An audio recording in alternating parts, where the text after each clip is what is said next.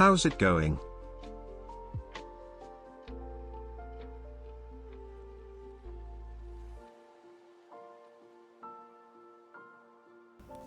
Angry, thank you so much for the tier 1, man. Dude, I kind of want to go change into shorts. I'm actually kind of dying of heat in here. I don't know why. I put on, I quickly went up to get lunch, but it's really warm in here, dude. I have no idea why either. Is this co-working stream? Orange shorts time? Well, let's stream a little bit. I'm kind of overheating, yeah. I think we had the heating on last night because it was, I guess it was kind of chilly. I don't even remember turning it on. But for some reason I woke up and the heating's been on for the last few hours. I didn't realize. And then I'm like, why is it hot in here? What's up, Nice T? How you doing? Dane, how you doing? Exile. Harry, how you doing? Lego, aka Smile. Lane, Kennick, how you doing? Lego, Bushido, Bruno, Angry. Love you again, buddy. Merlots, Meta, how you doing? Hi, everybody. We're building a very interesting keyboard today. So today's going to be a little bit more of like a in-depth look at the board. We're still going to obviously chat it up, but hope everyone's having a great one. I've been having a pretty standard fair morning. I'm not going to lie, I got kind of distracted with a change on my website this morning that no one can see. It's just back-end stuff. And then next thing I knew, I'm like, oh, this wasted an hour of my day. But yeah, does your heating not go up to a certain temperature then turn off? So Lambda, I have no idea what it is with my place, all right? My place has the strangest air conditioning heating I've ever seen. We have it set to 24 Celsius as like a cutoff point. And I think our normal point that we have, we set it to 22.5 Celsius, which I think is hot, but that's what my girlfriend wants, so... I always find it just uses the cutoff as like the limit instead of the actual temperature you send it to. I don't know. What's 24 Celsius in America? 22 Celsius is really warm for me. Like you guys can't really tell, but I feel sweaty right now. I like actually living around 18 Celsius. That's like my desired temperature. But yeah, it's too hot for me, man. Hey Alex, I need sunglasses to see that beautiful face because your smile's always as bright as the sun. Oh my god, dude, please. 3 streams? What's up, Pars? How you doing, man? Big, what's up, dude? You're hot? I'm physically, yes, like, sweaty, yes. Come here, 29 Celsius. Huh? 29 is too warm, my friends. 18 is perfect. Hey Alex, Keygen recently restocked Gator on Summertimes and I really want to get them. I did look at Summertimes, didn't I? I'm pretty positive I did. Alright, really quick. First of all, oh, wrong button. How are you guys all doing today? How is everyone doing? I just had lunch. I had Subway. Subway's been my go-to lately because it's quick and it's like the only thing in my area. There's nothing else. So I just had Subway yet again. I wanted to make my own sandwich today, but we have no bread. And I thought we had lots of bread, but we have no bread. I guess we ate it all. Not gonna lie, morning stream with the man himself is a positive for the day. Thank you, Exile. I have my face out the window like a dog just waiting for FedEx to drop off my Iron 180. So is it coming today then, Lego? Did they say like estimated arrival today? So I get like hiccups and stuff. It's late night in China. What time is it there? Hey Alex, how you doing? What's up, kids? How you doing? Out for delivery? Hopefully they deliver it today and not like yesterday, you know what I mean? I've been thinking about getting a 65 layout board. Any recommendations? My go-to for that is going to be the Envoy. I like the Envoy a lot. That's my go-to. It's 12:42? Well, I guess midnight basically, so yeah, yeah, I guess that'd be 12:42, right? 12:42 a.m. Hi Alex, a long time no see. What's up, Ivan? How you doing, man? Glad to see your face. I'm glad to see you here too, man. Yeah, it's been a morning. Waiting for my Lily. Lily is, did I say Friday or Thursday for the Lily? I'm doing 2 Novel Keys like Novel Keys is going to be carrying both the Matrix and the Lily. So I'm doing 2 streams for Novel Keys this week.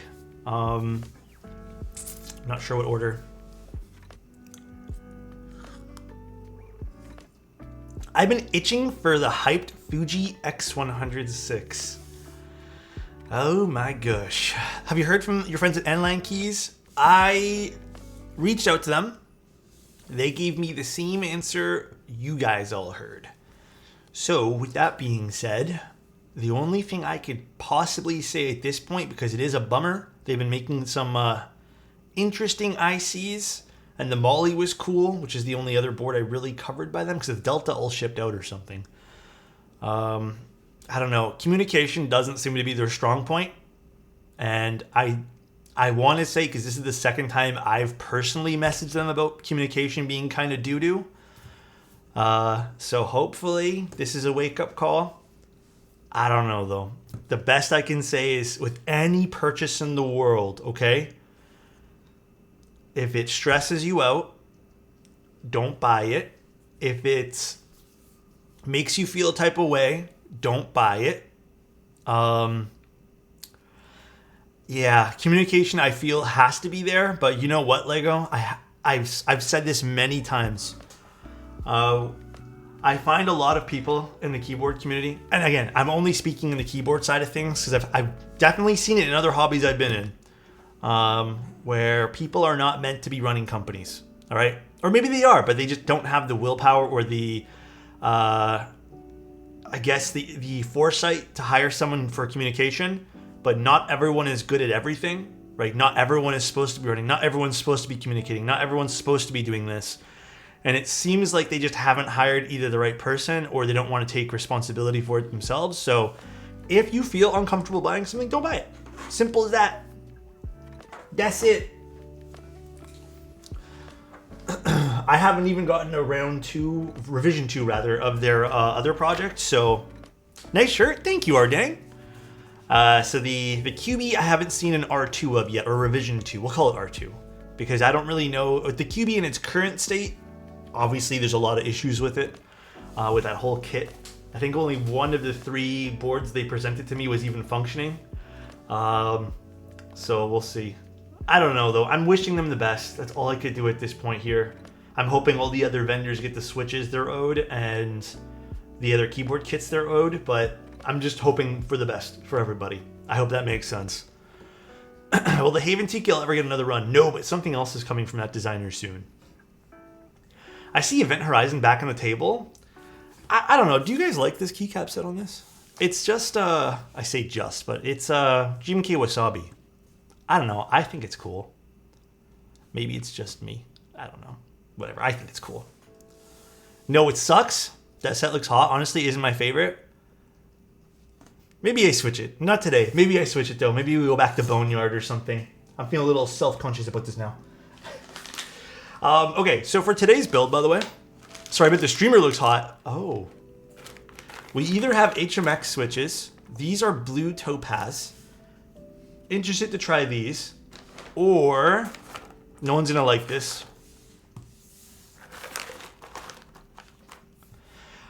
Now, the reason why I also lubed a set of Nixies, hear me out before everyone goes, why? This keyboard's expensive. The keyboard we're covering today is the LvL Type-01/AD from Artifact Industries. I don't know, too many words. Artifact Industries. I'm unsure how it's going to sound. So I picked 2 of my favorite switches that we use regularly to give this a go today. All right?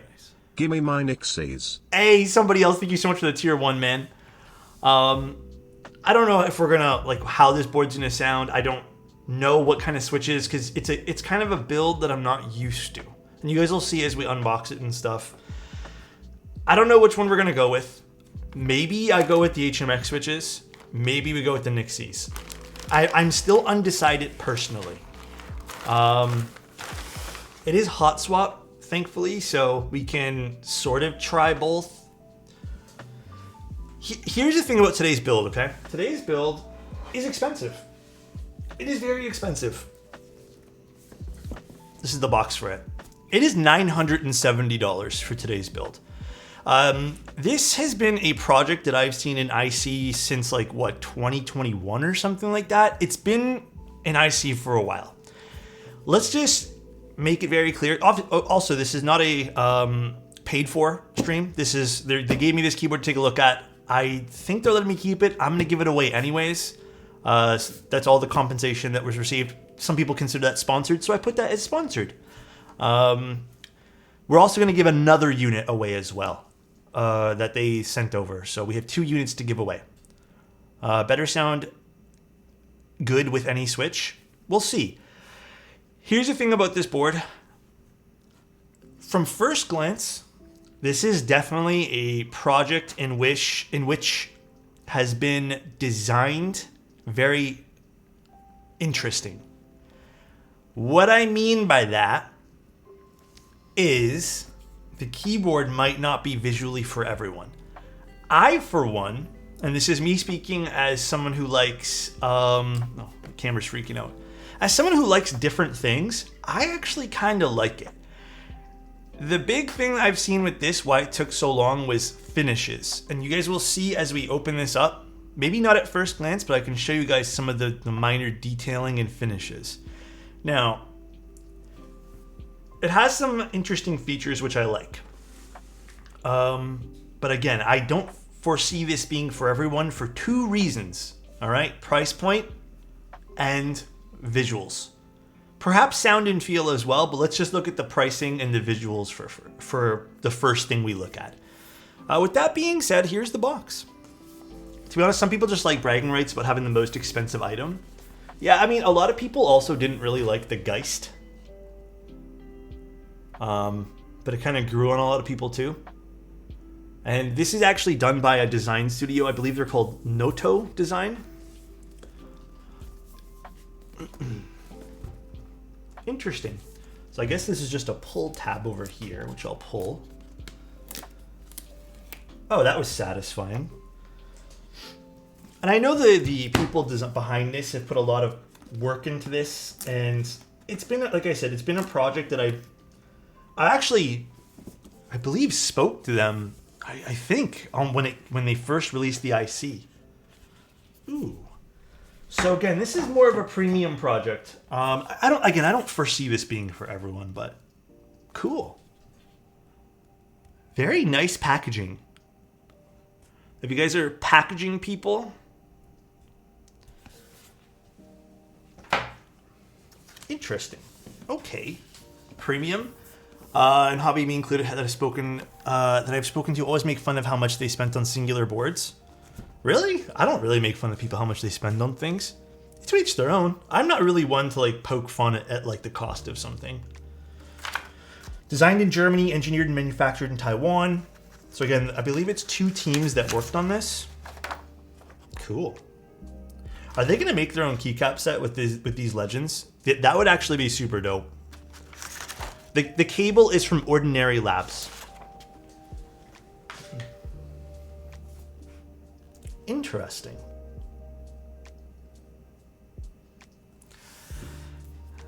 Interesting. Let's move this off the table for now. So it says this is the handle, and we just move this off. So again, this is a review unit. There are some minor changes that this unit will have. What did they say here? Thank you for being with us on this journey. Cool. It's a very thick card. Does it open up? Cool. Interesting. We have a PCB. We have the silicone in between. And I believe these are plates and foam. Yeah, it has interchangeable feet, which is interesting. Plate and foam. We have screws. And then we have this guy, which is a screwdriver with like a limiter in it, basically. This looks expensive. Basically, it will, you push it in, you twist it. I made a hole in this already, oops. You twist it and then eventually it'll stop, or I guess free spin. I've never used a tool like this before, to be honest. But I believe they did mention something about the screwdriver. Let me just see, because I think they may have done something with the screwdriver wrong or something like that for the prototype units. Oh no, mine's right. Never mind. Because they said if it had a different label on it, then it would be wrong. But very interesting screwdriver. It's a torque driver. Yeah. It's a torque driver. I've never used one like this, by the way. So first time for me. Very cool. Also, I kind of like the orange on this. Very, very interesting. Can you use other bits on this? Can I use the bits from this? Oh no, I can't. That would have been really cool. Interesting. It's dead sexy. Tools are always my weakness, so this is a really nice tool. Dude, I'm not gonna lie, I like the tool a lot. Let's put the tool down in this little tray over here. Okay, my first thing with this board is I do wish that they did come in a different color or something. However, silver is always a very, very good choice. It's very classy. And this is the keyboard itself. Let's take a look at it. Let's move this over to the side as well. There is different heights you can do with the, my camera's freaking out, with these feet. And the way these feet work, so you can see this is the higher one, I believe.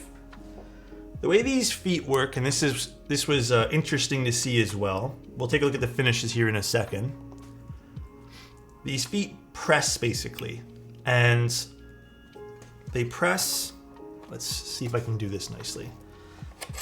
They come right off, and then you basically just press and push this back on here. And that's basically how these feet work. This is my unit, but I'm probably just gonna give it away.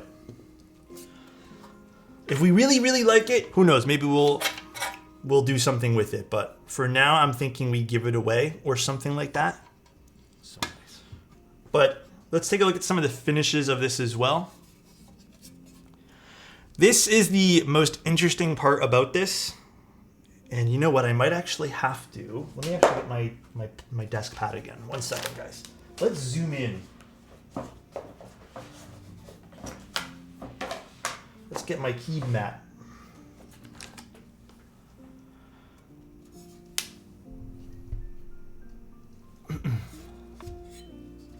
This is really nice to me. And again, if my camera focuses, ignore my dry hands.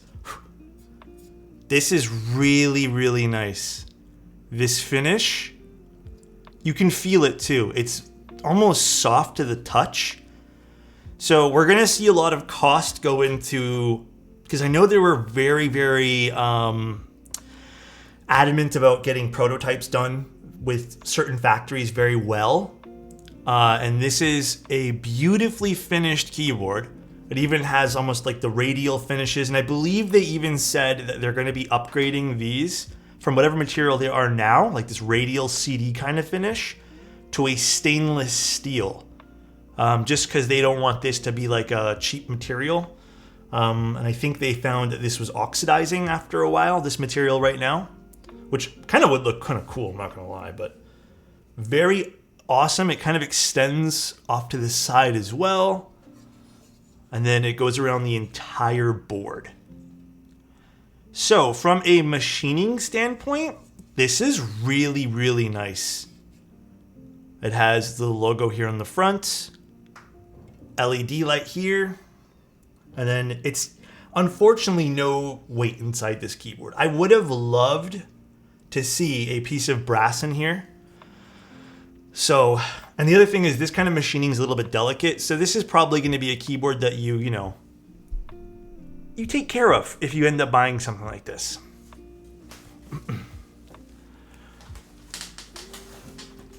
So it's interesting from a machining standpoint. Now there is one thing I will say, because I believe this was done at a different time, and I mean I still see people design stuff like this. I understand. I'm not the one designing this. Totally get it. But I'm going to point out a few things that I think could have been done better. Number one, internal screws like this. Still, to this day, not a fan of this.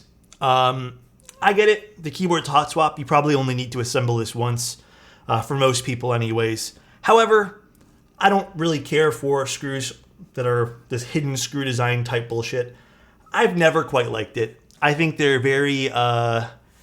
anti-tinkering because you end up having to take off all the keycaps and stuff. So from that standpoint, don't love it. But I do like a lot what they did with these feet. So these back feet over here, which are beautifully engineered as well, they also have the finish on them too. Very awesome. Love what they did with this. And if they would have maybe included a weight in this or just some sort of denser material on the bottom, because this is quite thin as it is, and you will need to use this with foam. It is designed with foam in mind. I would have also liked to see, again, maybe some very nice way to implement the screws on the bottom. Not the end of the world, but just something I thought I'd criticize a little bit. So, but beautifully, beautifully finished. Now, there is some other interesting quality of life stuff with this keyboard as well, which we'll see, but it's a pretty industrial sort of kind of design. Let's take a look at the PCB and stuff too. Compliment for Keep Poppy. Hey, you know what's always a beautiful design? You. I hope you're having a great day, Keep Poppy. Love you, buddy. And someone said hydrate.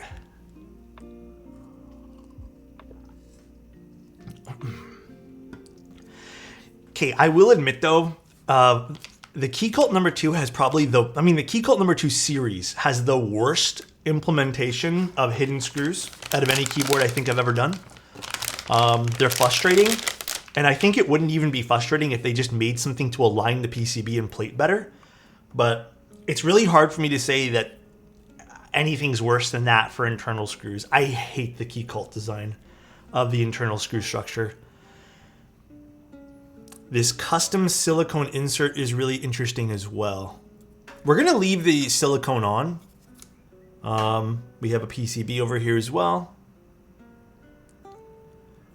You don't like loose screws when you assemble the case? Hell no. Very nice. Not a whole lot of options here. It looks like we're set on a 7U spacebar, but it is the wonderful Yonkar who designed this PCB. The absolutely wonderful, wonderful Yonkar. Okay, I'm also going to complain about one thing, and I'm going to keep complaining about this one thing. This has nothing to do with the keyboard, by the way. Absolutely nothing to do with the designers. Nothing to do with Yonkar. Kale. This is to do with Kale. Please take out this stupid piece of metal at the top that gets caught on everything as you build a PCB and scratches up my table. It doesn't need to be there, IMO. This little extra piece of metal, please remove it. Thank you, Kale.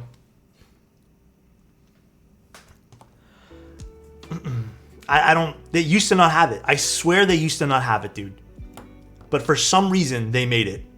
It catches on mats too. Yes, it always does. Still don't understand the change. But, I mean, it's there, so. What's up? Quantum, what's up, dude? Dude, my hands are super dry today. I'm sorry you guys have to see this.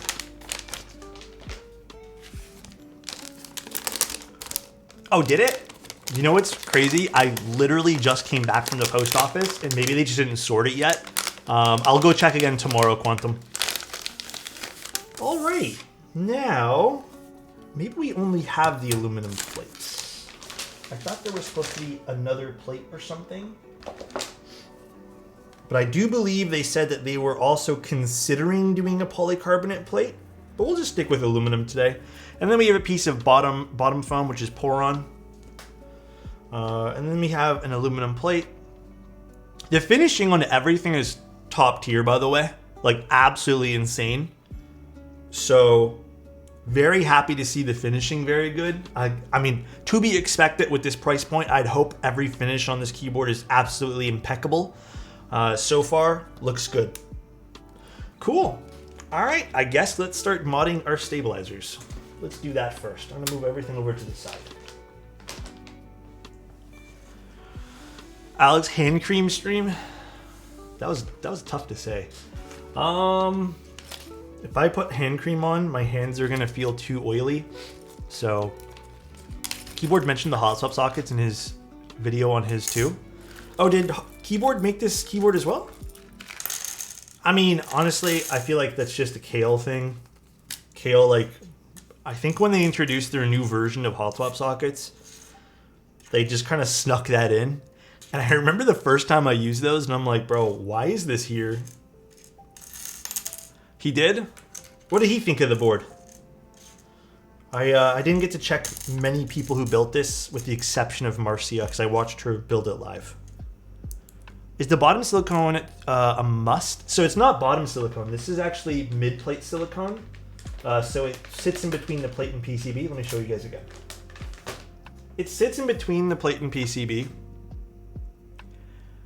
I don't think it's a must. I think you can remove this if you'd like. Well, I did confirm you can remove it. They did say this is 100% made, like designed with the keyboard in mind. So I think they're wanting you to use it.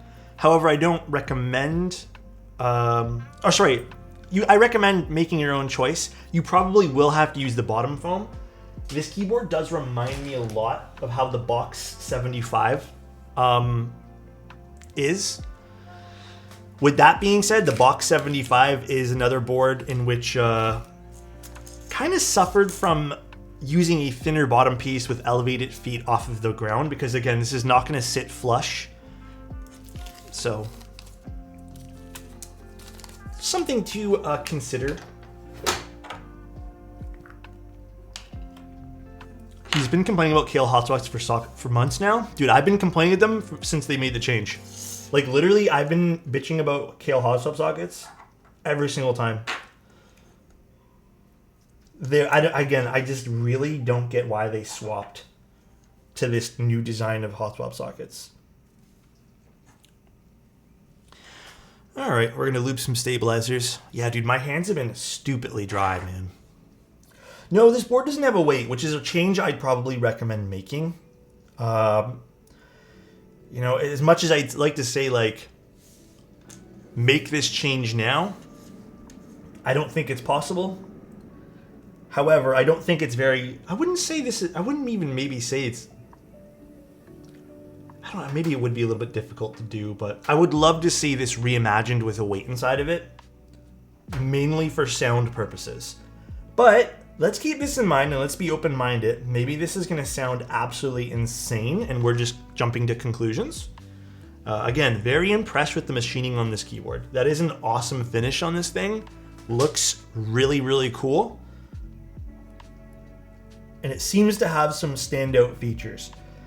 I'm going to be honest, if this was a really, really... okay, let's keep it a buck.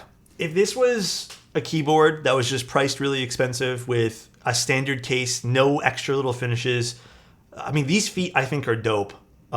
If this was just a basic keyboard, I would honestly stop the stream right now and be like, guys, pass on this. Like, it's too expensive. But I do like some of the stuff that they've implemented on this. And again, machining, pretty cool. However, again, to be 100% real, I don't think this is going to hit well in today's market. I think this might capture the attention of a few people. It's been half a year already. Thank you, Thanks NCF. for the streams, Alex. You are the reason I am in this hobby. Kissing face, kissing face, kissing face. Thank you, dude. Appreciate you, man. I don't think this will hit very well in today's market for a number of reasons, but this may hit for someone who really wants something super premium and kind of wants a piece of desk art, like a statement piece on their desk. I mean, the Geist seemingly sold out as well, and that's double the price of this. The Geist is interesting. So I do think there's a market for keyboards like this. I just don't know how big that market is. For me, it feels a bit weird that someone's first keyboard design sold for that price. I mean, Geist did the same thing. Geist's first keyboard was $2,100 or something. So, yeah, the Geist stuff definitely had more premium materials. On the other hand, I'd say this is maybe focusing more on some of the other little bits, like the engineering behind this guy, the finishing. If you want my my opinion on pricing, because this doesn't have some of the more dense premium materials, I would have been very comfy at like a $550 price point. Very, very comfy. Maybe not attainable. Who knows? Geist is way more unique. I don't know, man. I think this is pretty unique too. I don't think I've ever seen a keyboard look like this. Low key, it has like little ears on the top, being those feet. So I would say they're both unique in their own ways.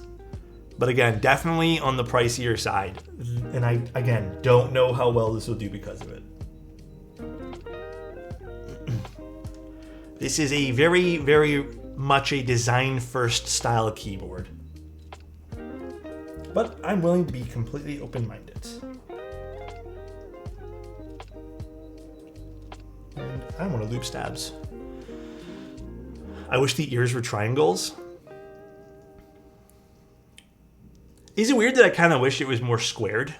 Kind of like how this is. I don't know why. I think squared would have been really cool with rectangle feet or something like that that slid on. Or even just like one giant back piece. I don't know.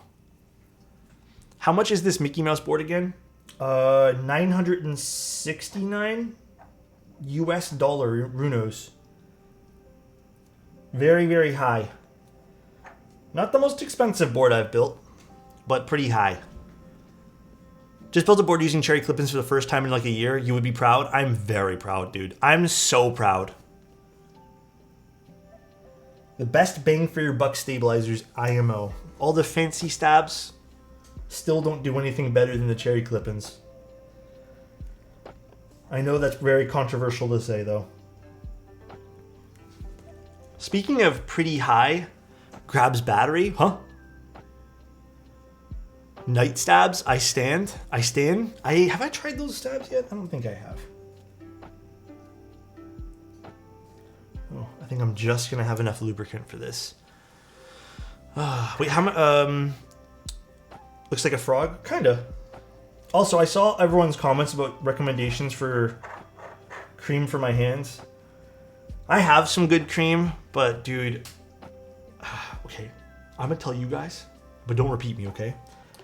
My girlfriend likes the condo hot, and I think the heater, and like, it's my own fault for this. I keep forgetting to set up the humidifier, but I think the heater really dries out this place because I've never had my hands this bad, ever. And even last year, because last year our heater didn't work. Last year I was fine. This is the first year we have a heater, and now my hands are fucked up. It's air heat. I low-key kind of wish it was radiant, but it's just standard, like, air heat. I'm not saying it's her fault, but she does like the condo warm, man. I do wash my hands often, but I also use hand cream. I'd say often enough, but it doesn't seem like that's helping at all. And I've tried a whole bunch of different hand cream as well. But isn't radiant heat a little bit more humid? If I'm not wrong, I'm pretty positive radiant is more humid, right? Maybe I'm very off base here. At least I thought it was. All right, let's do some. UK is just wet anyways. It's so humid. It's been really dry here. That's all Alex does is radiate heat. My God, dude. Yeah, extra. I have one. We have a cheapy one. I just haven't taken it out of the box yet. Like every time I remember, I'm usually in bed, scratching up my hands, being like, I'll just do it another day. Did I see the 100% humidity in China? Wild. That was crazy to me, dude. We've thankfully gotten a lot of rain recently. You know, I don't think we've gotten really any rain recently, and maybe that's just adding to how dry the weather's been, but so wild that it was 100% humidity. I saw TikToks about that. Oh, by the way, guys, I've made now the decision, really off topic. I've made the decision that I'm never going to use Uber Eats again. I haven't used it in a while, but I did order food for myself a little while back, just kind of out of desperation, because I was like, okay, I'm really busy today. I don't have time to go out. And I ordered a burger. And I've had bad experiences, like a lot of bad experiences. But I ordered a burger, I'd say about 3 or 4 weeks ago.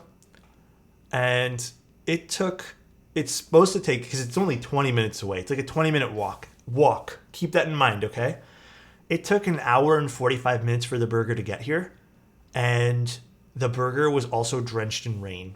And in water. And here's the kicker. It didn't rain. So I don't know what the hell happened. Beats me. I didn't eat it. And I threw it away because I was like, that doesn't make any fucking sense to me. And yeah, basically 105 minutes. So an hour and 40 minutes, 45-ish minutes to get here. I was going to order today just because No, they didn't give me a refund, Mark. I told them, and they gave me a $5 coupon. And I was going to use that $5 coupon today, but I was too pissed off. So I uninstalled the app, like the Uber Eats app. I'll leave the Uber app because sometimes we do have to have an emergency, like, you know, from place to place. But I am getting kind of like, you know, I just don't think that's right, man. It was Uber Eats, not KBD fans. Yeah, I think I'm done with it. So, from what I understand, because that particular thing happened before Hero, where it took very long, and the drivers don't seemingly move on the app. Even though I tip, I would say I tip normal amount. So nothing too crazy high, but I don't tip low, just because, like, whatever, I understand that some people will base their service off the tips that I give them, which is shitty in its own regard, but whatever, we're not going to get into that. Apparently what happens is the driver or the delivery guy will get the order from me. What he'll do is he'll go on a separate app and then see if he gets another order. He'll turn off the GPS on one phone so it looks like he's not moving and he's just waiting for food. He'll go do this order and then come back to this order, all within like an hour time period. Here's what I don't get. I kind of don't understand why they do that, because I feel like it would still take the same amount of time. So why not just wait for another, you know, order afterwards? But apparently that's what they're doing. It's a lot of like double dipping into apps, which again, do what you need to do to hustle. I get that. But, you know, I don't want to blame the drivers or whatever. I blame more Uber Eats for not paying them properly to make it seem like, honestly, I don't even know. All I know is I'm fully over it. I hate the app now. So irritating. I paid $25 for a buy one get one burrito from Mucha Burrito for me and my wife. Uber Eats glitched and only one was made and delivered. I complained to Uber and they said, "Oh well, you paid for a single, so you're losing out." Yeah. I don't know. They're really scummy. They used to be very good on customer service like years ago. But now they just straight don't give a shit. They'll give you a $5 coupon. Like every time we've had problems, which is often, they give us $5 coupons and then they say fuck off.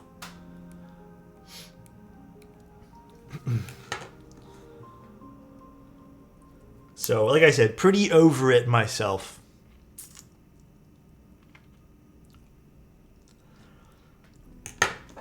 They used to, when you used to not get your food, or even when you used to, I don't know, when you used to, have an issue, they used to be like, all right, you know what, here's what's going to happen. Take a photo, whatever it is, and then we'll give you your money back type thing. But nowadays, I guess people are abusing that because people abuse every fucking loophole in this world. It's so shitty how people abuse things because it makes everyone suffer who's honest. So I'm guessing it was abused, and we're here now.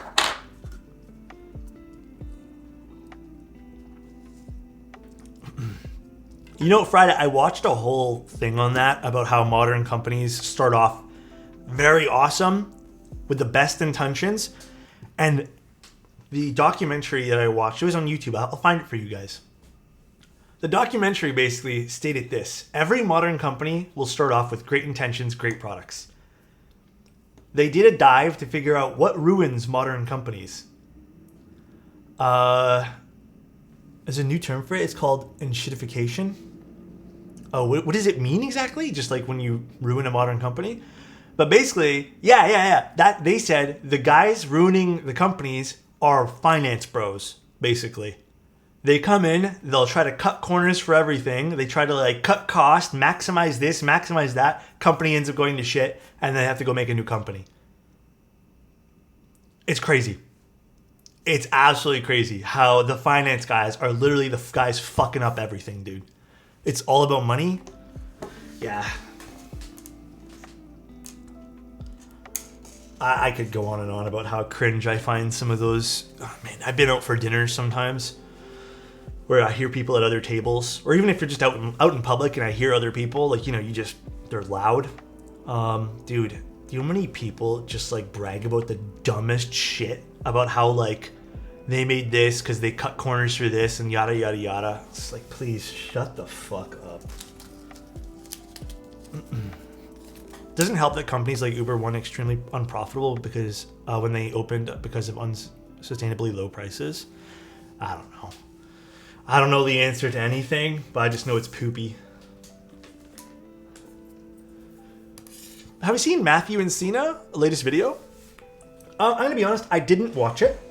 I've been a little bit too busy, so I haven't had time. But I did catch some clips of it. It's literally capitalism. It's called the Prime Directive of Capitalism. Well, I don't know. I guess there's probably like a more detailed way to go, but it does seem like the majority of the document thing that I watched, even in being in companies that have gone from small to medium to large, because I've worked in, I really haven't had a crap ton of jobs. Like I've been with companies for a long time. I do find most of the people who end up kind of, if the company was one whole person who end up being the arm that has the gun pointed at the foot and then shooting the foot, is the guys who care about maximizing profits. For the sake of simplicity, I'll just call them finance bros, or finance peeps, whatever. The more inclusive there. But that's where I've personally always found, those guys. They come in different forms, and again, maybe we shouldn't call them finance guys. Because at one of my jobs, middle management basically just fucked everything up as well. Middle management was a huge issue at one of my jobs, where they basically took it upon themselves to essentially act kind of like someone, like in finance, where it was about maximizing profits, and then you only get paid if the company does super, super, super well. Sounds like you're talking about Boeing. I actually haven't really read into the whole Boeing situation. We're about 3 generations or about 45 years into current stage capitalism with Ronald Reagan and Margaret Thatcher popularized. I don't know. My philosophy for what I do here, like service-based industry, I guess, is I don't want to maximize profits for anything. I just want to chill and have a good time. I don't care. I don't like the way these stabs are really close. The role of the finance bros is either to invest in companies that are growing and will grow, or to sell companies that we'll believe will tank.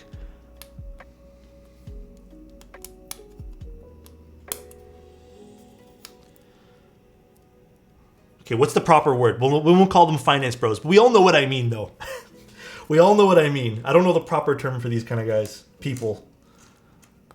It's the guys who only care about the profit of the company and don't care about customer satisfaction or anything. Thank you, Kaz. Appreciate you, man. This is being a little funky for this. Why is this? There we go. That was weird.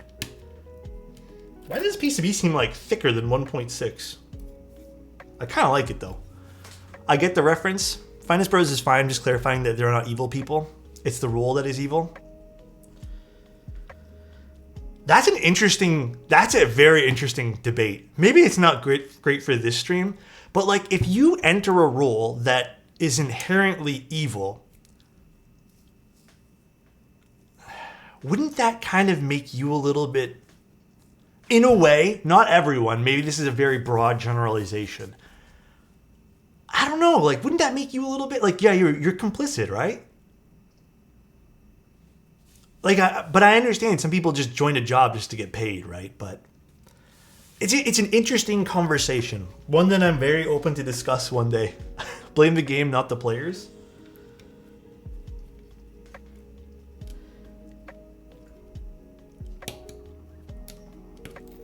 Yeah, this PCB does seem really thick.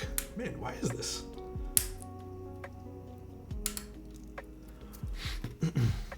This stuff gets me heated. Mr. Robot? Oh my god, Omnitype. Too many of my clients were not good actors in society. Yeah.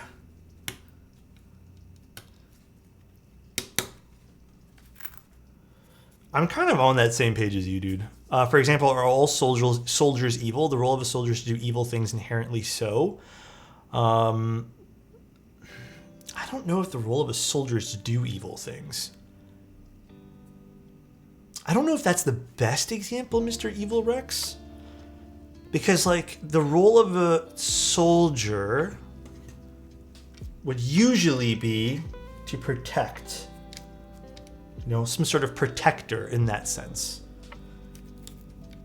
While the role of someone who's into finance would just be to maximize profits.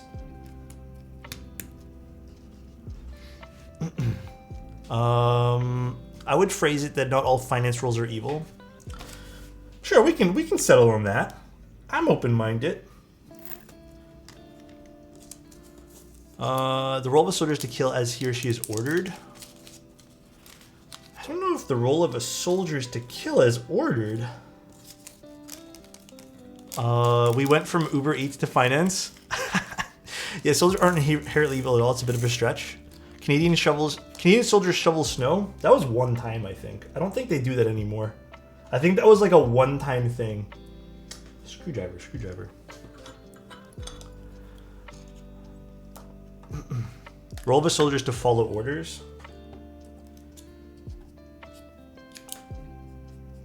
Basically, I think that's a bit of a nuanced role, though.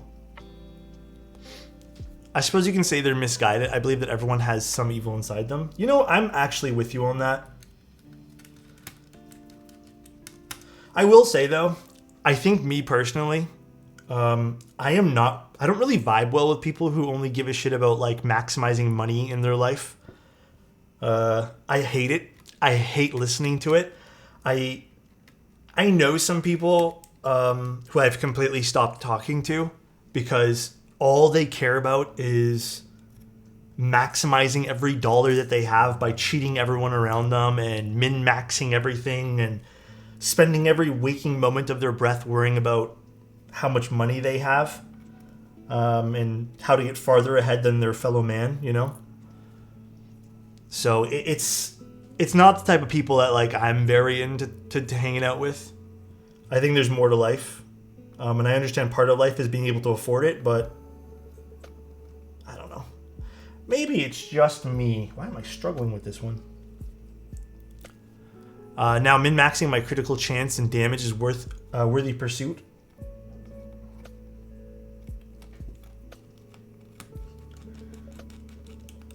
I don't care to talk to people about money and politics. If someone wants to do that, they can find better conversation elsewhere. I don't know anything about politics. It's a bad discussion for me to have. I know bare minimum. Sounds like something a peasant would say / sarcasm. Dude, Garrett, we had someone come in our chat the other day who, I don't even remember how they came up to this. But I had mentioned not everyone has the money for something to do that. And he's like, oh yeah, I forgot some people are poor. That was the fastest ban I've ever issued in my entire life. Ever, dude. Like, the most ignorant thing to say ever, dude. Alex has no numpad, so of course he doesn't care about money. That's crazy, dude. So I have an acquaintance join a company to garner a bigger audience. Someone just leaked the contracts. It is bad. Basically min-maxing as much profit as possible from their talents and basically no protection for said talents if a situation happens. It's heartbreaking. Yeah.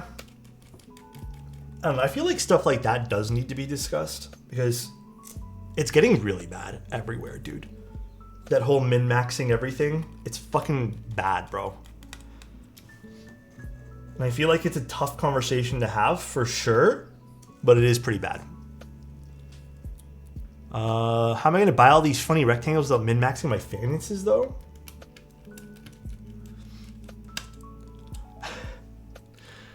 Welcome to late capitalism. So what happens after late capitalism? What happens? Is there like a timeline?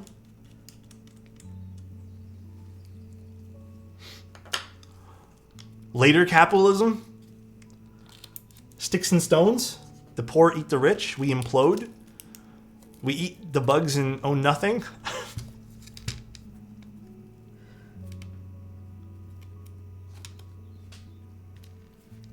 Let's make sure all these stabs all work. Eventually revolution if people can continue. Interesting. I wonder if that'll happen during our lifetimes.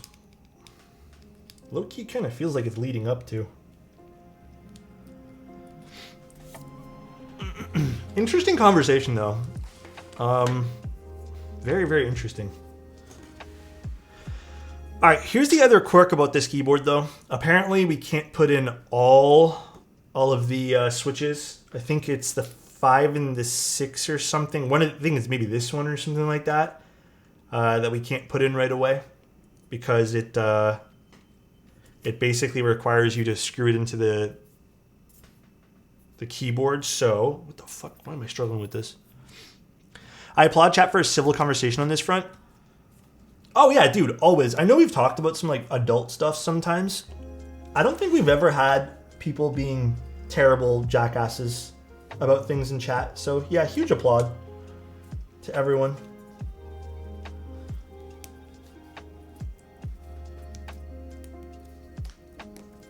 Oh, this kind of just pushes in. Oh, that's kind of satisfying, to be honest. Chat is goated. It's funny. I feel like we can all have civil discussions about this stuff. And then, you know what's funny? I'll bring up, like, I don't like a certain food, and then you guys all go crazy and make fun of me, and it doesn't, you know what I mean? That's because food is serious. It's crazy to me. Absolutely wild. You don't like chicken? Suck my ass. Riot when soup? I don't like soup, okay? Soup's not my thing, all right? Foodie's highly political. Oh, God.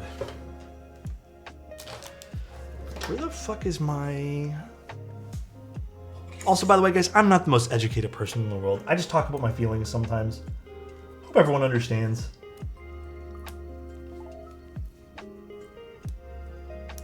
Okay, I'm having to use a tweezer to kind of align these silicone pieces a little bit better. Just want to make sure this is all flush. We could have a discussion about eating food. You guys want to hear about something dumb that I did today? So I was taking a shower this morning, and I was deciding on what to make for lunch. Before I realized I had no bread. So I was deciding what to make for lunch. Oh, by the way, should we use... You know what? I'm going to use Nixie's. Yeah, we'll use Nixie's for this today. Oh, yeah, I'm always up for learning, Martin. Love it, dude. I'm up for criticism and learning all the time. That's how you get better. I didn't know... Okay, this is going to sound so fucking dumb, okay? I Googled... Are onions healthy today? Because I actually was like, what benefits do they give you? Are they even good for you? I don't know why, man. I was just like, are onions good? I don't know. I was just curious. Are onions healthy? Yes. I don't know, man. Don't. It just happens. I just about spit out my food. Because I was going to make myself a steak sandwich. Because I have some... actually, big regret. I bought some really cheap steak. It wasn't even steak. It was beef medallions. They were on sale because they were close to best before. So I got like 2 giant beef medallions for like $12. I cooked them. They were okay. They weren't the best in the world. So I cut them really thin last night after I cooked them. And I was going to marinate them today and make a sandwich. But I kind of ran out of time. And then I also ran out of bread.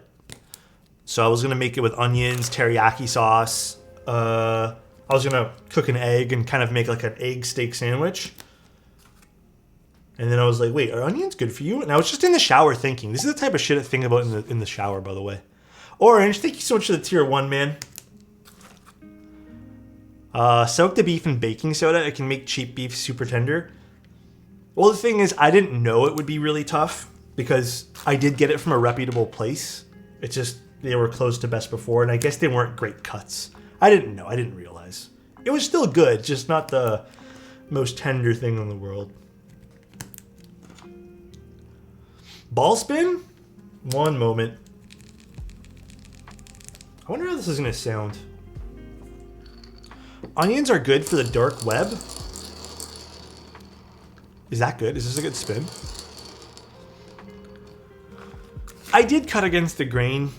That's something I'm also still learning on some cuts of meat. I don't know why I struggle with looking at where that is sometimes. You know, one change that I made that I didn't realize would make such a big change when cooking beef? Letting it rest. Did not know that would make such a big change to how your beef is like taste at the end. I always thought it was just people, you know, talking for the sake of talk. Again, I never really grew up with that. We kind of just barbecued it and ate it right away. But you apparently have to let it rest. And I've tried that on a lot of the stuff I've cooked for meat, and it does taste like significantly better. Juicier, even to some degree a little bit more tender, which is good. So nice. What cologne do you wear? Well, this actually gets asked more than you'd think. I never remember what it's called. Dylan Blue, I think. I don't know. I got it from like the local, like, you know, I think they call it Shoppers Drugstore or whatever you want to call it. If I even wear it, man, I've had this same bottle of perfume or whatever, cologne, whatever the fuck it's called, for the last like 8 years. Okay? I think I've maybe used it twice a year. I don't really like wearing cologne or anything like that, man. I don't like smelling things like that, if that makes sense. We went from hand cream to late stage Reaganomics to resting your red meat in cologne in less than half an hour. I'm not gonna lie, I kind of love our conversations. I don't know about you guys. I love our conversations here. They're a lot of fun, man. Those 2 times are when me and him see each other. Believe it or not, actually, one of those times was because I went to the Novel Keys meetup, and I think Mr. Omnitype, he was there, so perhaps he's not wrong. I don't enjoy walking into someone's cologne.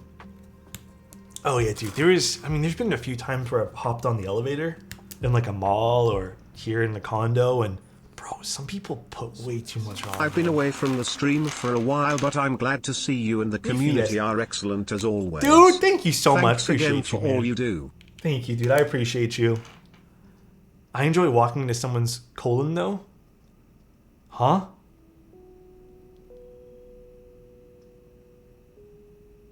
B4, thank you so much for the bit. Appreciate you.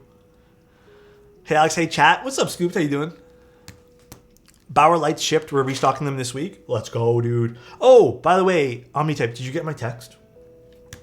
I think I texted you.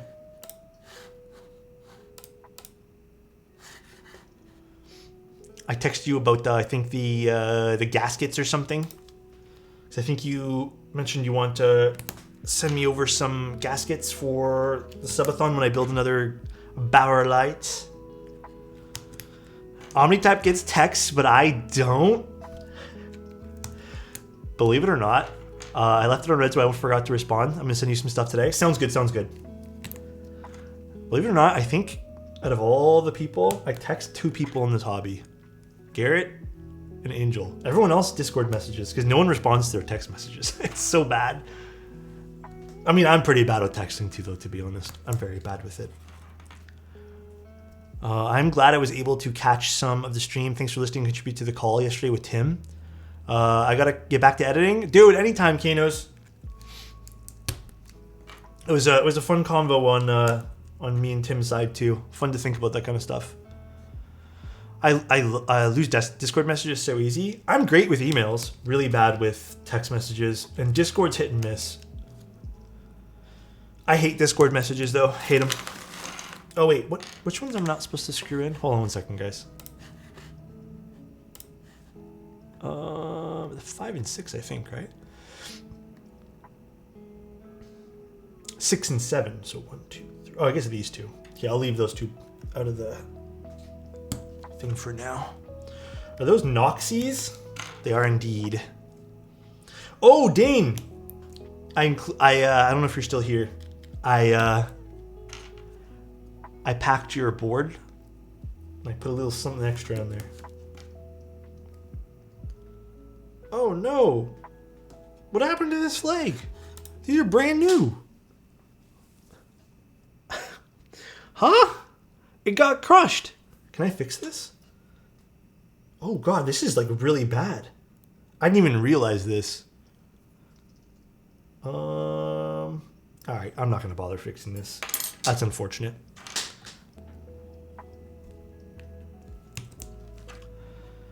When you push aside HM switches. Took inspiration from JWK pins? God damn, bro. Wait, did I miss Dane Corsa stream? We did 2 streams on Sunday. Well, technically 2 boards on Sunday. There's no blockers in this, right? No, there's not. No, it's not a Polaroid of my face. But it is something else I think you'll like. You can totally fix it, just gotta use some thin tweezers. Yeah, I'll worry about it afterwards. It's like really jammed down there. Actually, did we get it? Okay, no, I'll fix this later. I'm just making it worse. So I have used those semi caps. They sound like PBT. They're good quality though, but you have to be into the PBT sound signature, methinks.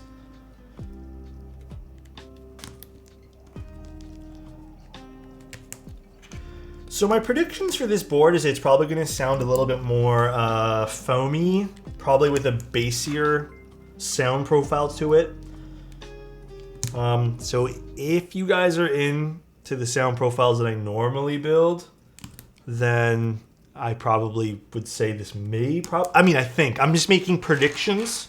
I don't know if you guys have predictions, but my prediction is this probably won't sound as clacky, if we want to use that term, as some of the other boards I build. So use a fine solder wire to avoid putting solder into the sockets. What happened? What someone screwed something up? My prediction is that I will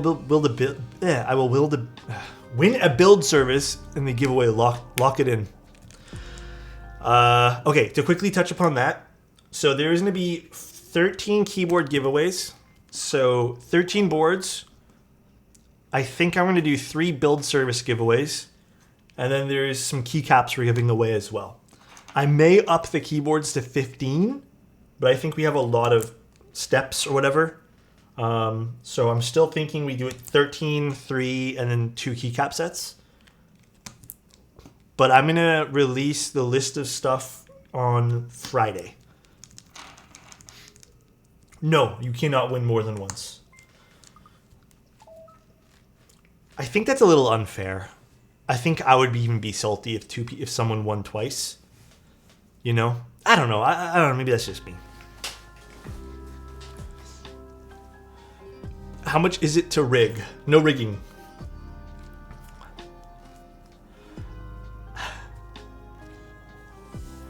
Not me wanting a build service for the cost of getting 100 plus switches lube for a full size. Yeah, you know what? I'll probably include even the switch lubing service with that too. Just switch lubing. I don't think I'll do films and stuff.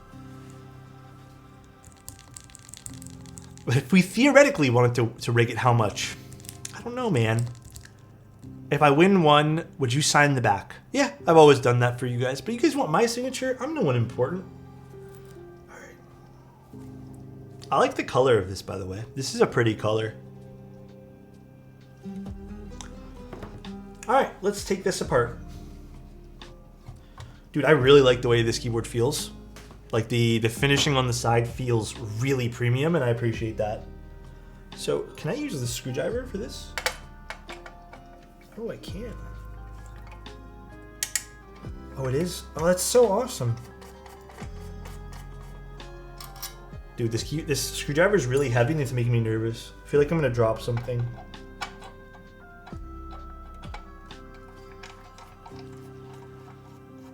You are extremely important to everyone. Thank you, dude. Thank you, Alex, for taking your precious time to build our keyboard. Thank you. Thank you, thank you. Thank you for the 1,000 bits, man. I appreciate you. Yeah, it's a fun keyboard. Like I said, I don't know if the keyboard's going to be for everybody in the world, but it definitely has like a nice premium finish to it, which I like. Again, I think a weight would have been really cool in this too. And I don't know, it has some pretty cool features to it. I believe there is a solderable version. Is there a solderable version, Find Your Zero? I thought there was. I think I remember reading about a solderable version. This is 969. This is very much on the higher end of things, by the way. Maybe not for the faint of heart. Magnetic screws, though. Thank goodness.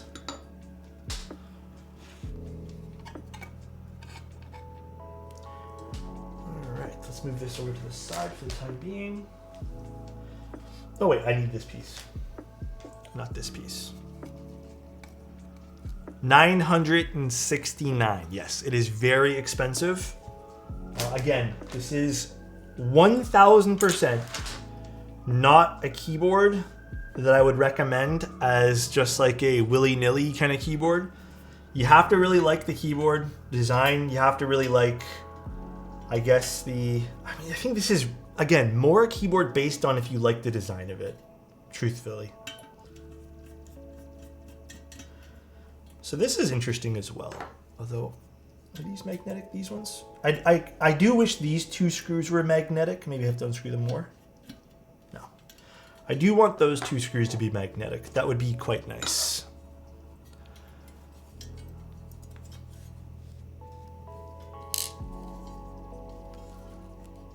Silver color ain't cutting it. Yeah, I think a more premium finish of this would have been cool too. This is nice, by the way. This is really awesome. Being able to take out this piece here to install the daughter board. Again, I think there's a lot of interesting quality of life features on this. However, I do think the quality of life features get a little muddied by the hidden screw design, but it does have a lot of interesting features to it that I would love to see implemented on a keyboard that's, I don't want to say fairly priced, because I don't think that's the right word I'm looking for, but priced more for, you know, the general mass of people, if that makes sense. And this gets put in this way. And then you just screw this in, which is nice.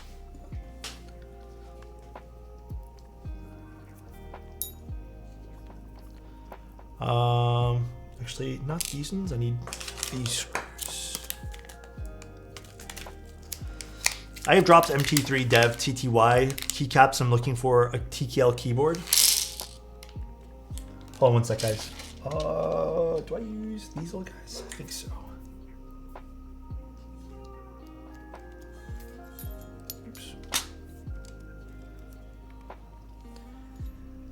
Yeah, I think if this design was done on something where it can cater to a broader audience without losing some of its premium features, kind of like these feet, for example. The feet are really cool. I like the fact that you can swap typing angles with like a push of a button, basically. That is a super nice feature to have. I do think this could be a powerhouse of a keyboard. Like truly, I do think. Because again, there are a lot of like really elegant finishing options here. A whole bunch of stuff. Oku, what a beautiful cray design. Probably $500 to $600. Dude, I have a few keyboards coming in over the next few months that I think you guys are going to be like, what the hell? Some of the keyboard designs I've been seeing lately have been so out there in both a good and bad way. So I think we'll have some fun looking at boards over the next little bit. That's the daughter board. Yeah, this is a little daughter board area, which is cool. And then we basically have to put this back into place. I believe it goes this way. No, does it go this way? No, this way here.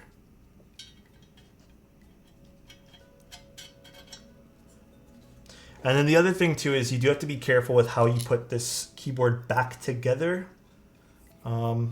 It is a little delicate everywhere. Again, I do wish these particular screws were magnetic as well. I want some consistency with the magnetic screws. Adding weight with changes. I think it's better just to go forward more conventional design. Yes. I agree with Find Your Zero. I think maybe not for this release. But I think for a more conventional keyboard design, without losing, my key thing here, without losing some of the key features that this is kind of bringing to the table, would be awesome. I do like the fact that you can take out the daughter board as like a tray. I think that's awesome. Because sometimes you have daughter boards in like the weirdest of spots. I do like the finishing of this keyboard. Again, to give you guys another little look-see at this. Look how pretty this is, if it wants to focus. Look at the finishing on that.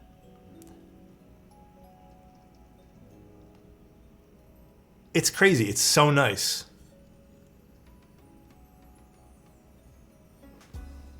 And again, it has almost like a tactile feel to it, where you can truly even just feel the machining. It is beautiful. You got to admit. It feels delicate, but I know it's not super delicate, but there is some level of you have to be careful with this. Let's zoom back out here. Yeah, I remember watching the project a little while ago, Find Your Zero, and I remember some of the, either I think it was you told me or just reading in Discord, some of the struggles this had at the beginning. I'll put this in afterwards, actually. All right, so now, what about switching the bottom cover from aluminum to stainless steel or copper? The thing is, the bottom covers, actually, you know what? Honestly, that's not a bad idea. This is probably thick enough to where that would make a bit of a difference, to be honest.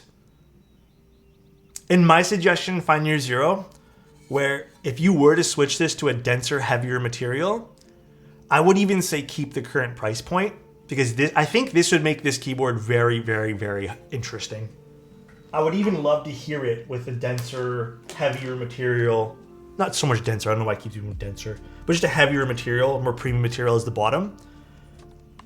A copper bottom would be insane. Oh wait, what am I doing? These.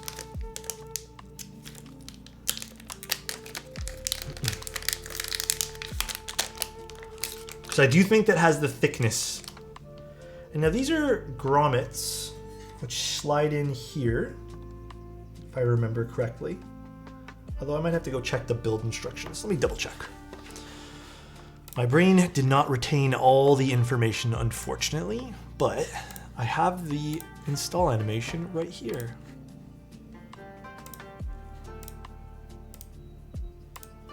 Pretty sure I just push them in. Oh yeah, squish them, push them in, okay. I would love copper. Yeah, copper for this would be super slick looking.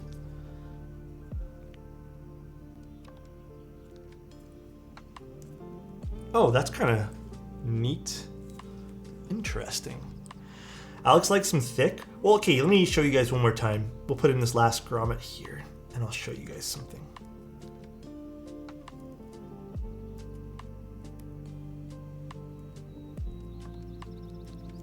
Oops.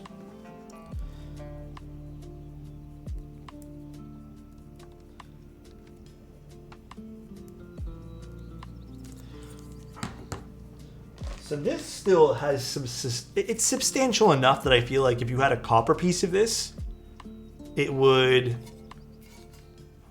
be pretty nice, actually. Also, I like the press-in feet here at the bottom too. That's nice to see. They're not just adhered. I see the feet here. I think these are press-in feet. Yeah, they're press-in feet.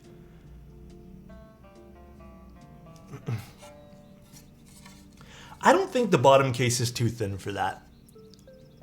Like, if it was this thin all around, see this thinness, I think that might be problematic. This would be nice. The entire build is currently aluminum for consistent surface finishing and color matching.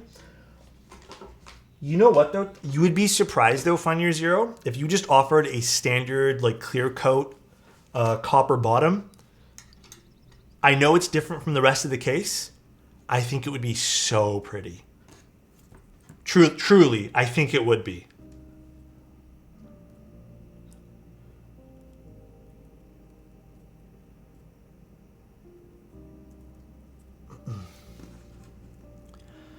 The contrasting colors, yeah, for sure. Even silver, man. I'm telling you, even silver and copper is a pretty look. Ends up sounding hollow without the foam. I mean, again, I think that's to be expected here. I would not expect this to sound great with no foam because it's lifted off the desk and there's a lot of... It's not thick enough, the aluminum, for it to be like, you know, to have no weight. It kind of does need something thicker and heavier and, you know, more substantial for a bottom piece.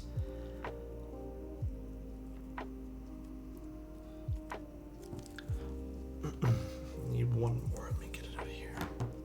Bought a few keyboards, but always avoided the Wind X for some reason. How come? I'm looking for an FRL 1800 with Southpaw with Bluetooth. Not that I know of. I mean, an F-Roless 1800? Didn't Owl Labs or QK make something like that? Too bad those knobs missed potential. Can I ask you guys a question, though? I know they look like rotary encoders. Let me be real here for a second. Would you guys actually use them? I don't know, man. Pause the music, please. Oh my god. I have something else in the background. I'm gonna be honest, I don't think I would have actually used them, dude. I think they'd be cool to have for like 1 second, and then I'd be like, all right, I'm never gonna use these ever again. So maybe it's just me, but yeah, I would not use them.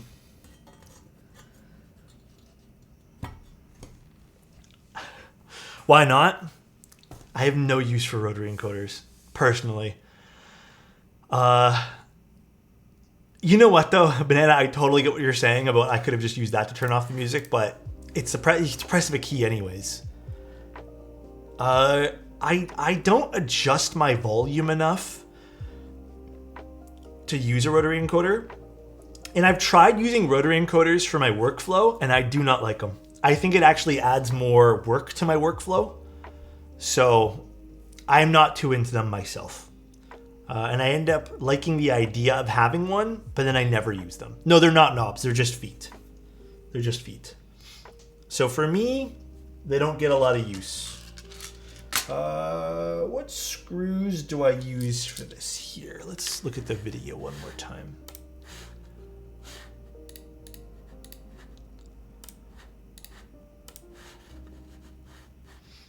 Let's see.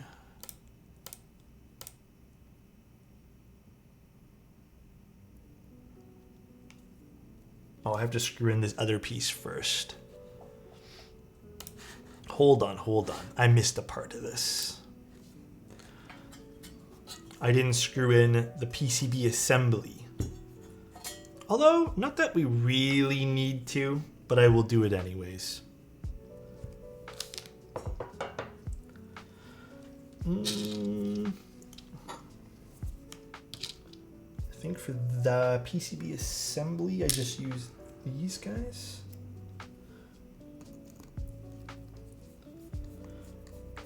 It's a fucking nice screwdriver. I'll tell you guys that much. This is a nice screwdriver.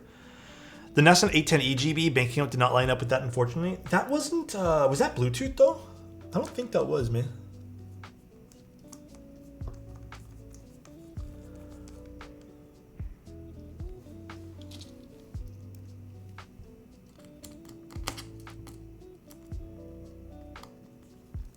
It wasn't just really the board. Yeah, that was a beautiful looking keyboard. All of Nesson's designs are really, they have like a good element of like extraness to it, but it's not over the top, you know?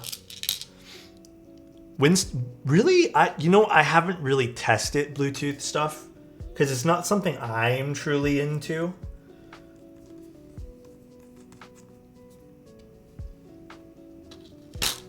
What's up, duder? What's up, Testy? How you doing, man? I had an X98 with Bluetooth stuff. Not my favorite since it's not all VIA compatible. Oh yeah. Does it run off Vial? Bro, this screwdriver's so nice. I know this is just a screwdriver, but I'm really vibing with this thing, man. It feels so good to turn.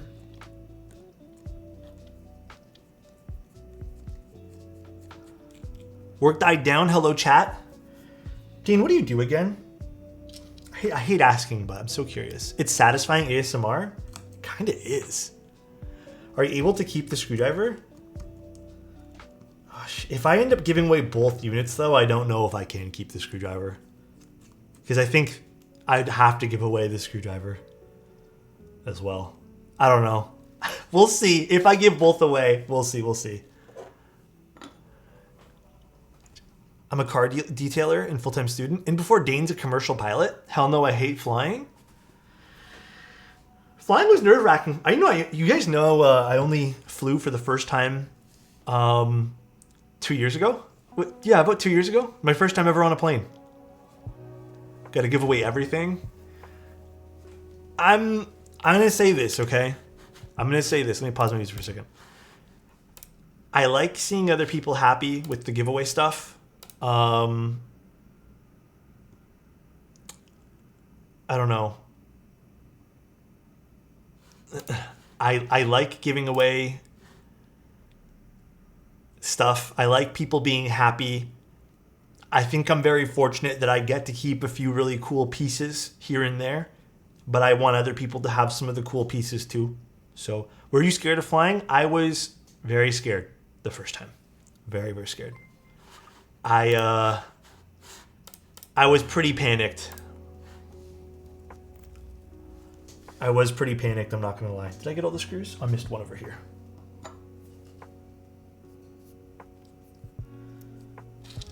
Flying for a long time sucks. I think I was more nervous about the takeoff than I was the landing. The landing wasn't as bad the first time I flew. The takeoff was kind of nerve-wracking. Now it's kind of whatever. Like, I don't know, it was kind of like you flew once and then you feel good about it. It's kind of no big thing now, I guess. You know, I have to admit though, man, I had this older gentleman sit beside me the first time. Oh, where'd this piece go? Oh, is this the diffuser in the front? Let me put this back. Put you back in there. I had an older gentleman sit beside me the first time, and he was so kind and nice. He actually, I think he saw I was a bit nervous, so he spoke to me the entire time. Should I plug in the daughter board cable, or can I do that afterwards? I think I can do that actually afterwards. No, I'll do that first. He was very, very awesome. So I had a a good time talking to him as well. The only way up, landing, you can nosedive into the ground. I think it's just the acceleration that made me nervous, perhaps. So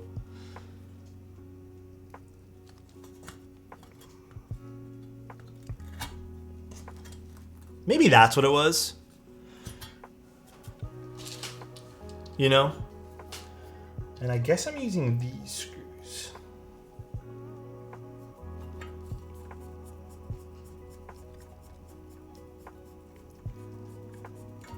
Wait, am I using those screws?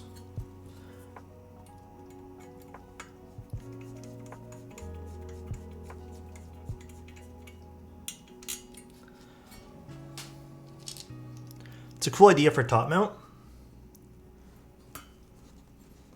I like the idea of using this screwdriver, by the way. The Torx screwdriver. By the way, little small note for everyone here. I believe it's the grommets or the screws, one of the two. In this current model, you will probably end up seeing some of the switch, like it sits too high. They're already aware, and it's being addressed.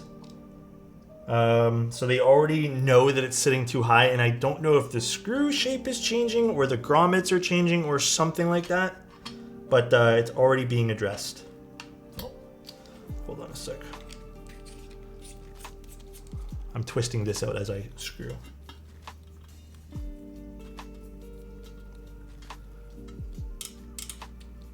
I watched Marcia's stream. It looked like a pre-built with the switches peeking out. Yeah. I mean, technically, we can kind of fine-tune these screws so it doesn't do that, I guess, but I don't know.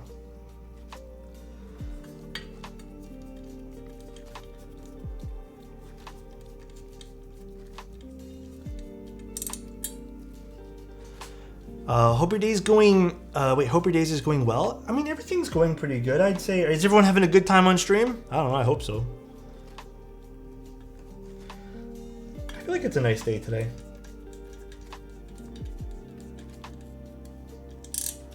I recently broke up with my GF, and your VODs are really helped me relax in the evenings. Good vibe, and it helps with the loneliness. I'm here through all your VODs on YouTube.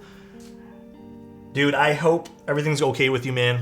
We love you, dude. We're all here for you. Don't even stress, my guy. Those kind of things are always tough. I'm debating not screwing this one here in, by the way.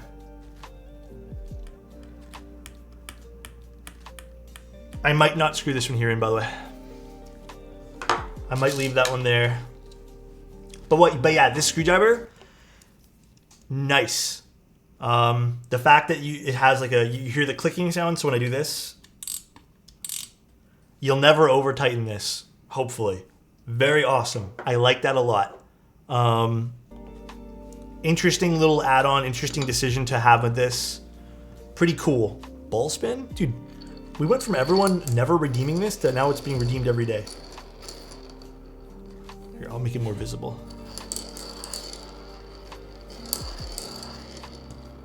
There we go. Missing one screw. I think I might leave it off. Because it's sitting underneath the space bar. I might leave it off. I'm thinking we do. I'm watching you in VR chat? Really? I'm replaced here with new keyboards, but they don't say much. Wait, I'm replaced here with new keyboards, but they don't say much. What happened? Hold on, repeat that? Wait, let me plug this in first.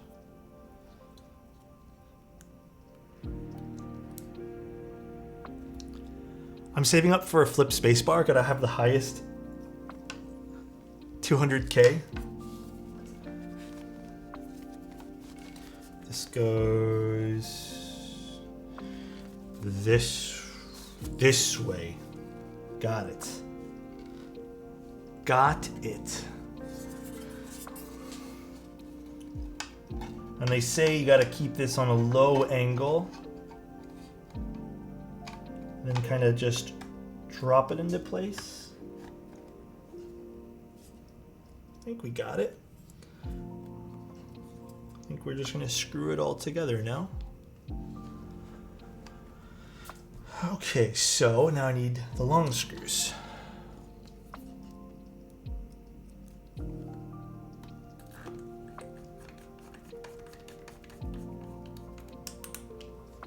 Ooh, I like that. I'm saving up for a give a compliment so I can tell Alex he's pretty. Huh? Wait, you want to give me a compliment? Oh, guys, you guys don't have to give me nothing. I don't deserve none of that shit. You guys deserve compliments. Name the screwdriver. You know, I think I would have to ask the designer what brand this is. So nice. But I don't know. You deserve the world. This came with the keyboard.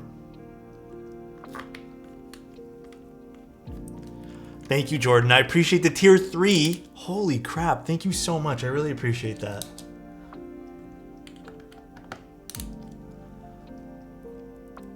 Yeah, I don't exactly know what brand this screwdriver is.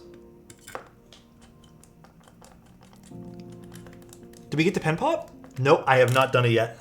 Let me do it here in a second. Pen pop, pen pop. My pen is where? Oh, right here.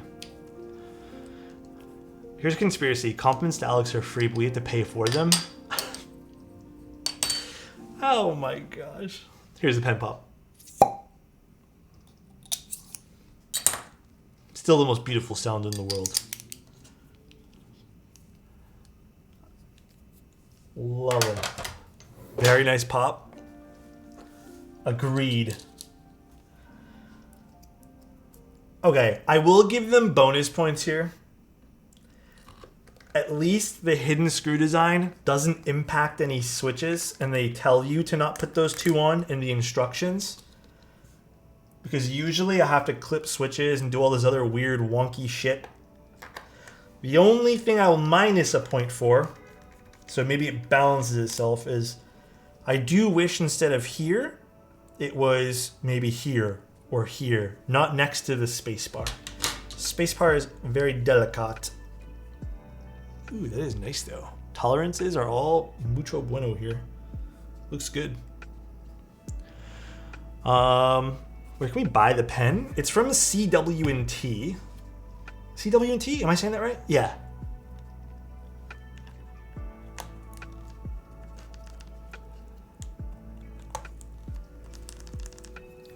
Now, I like a lower profile keyboard, so we'll use the lower feet on this. Here's the feet again.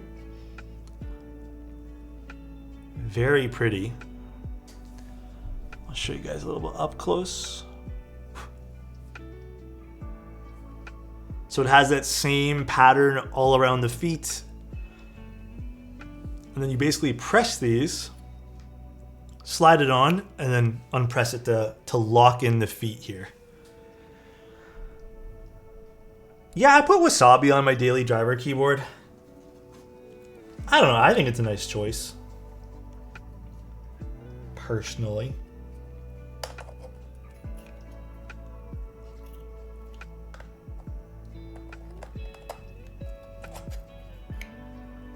Is there like a good way to align this?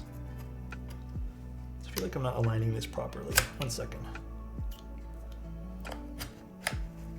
Oh, there we go. So there's one.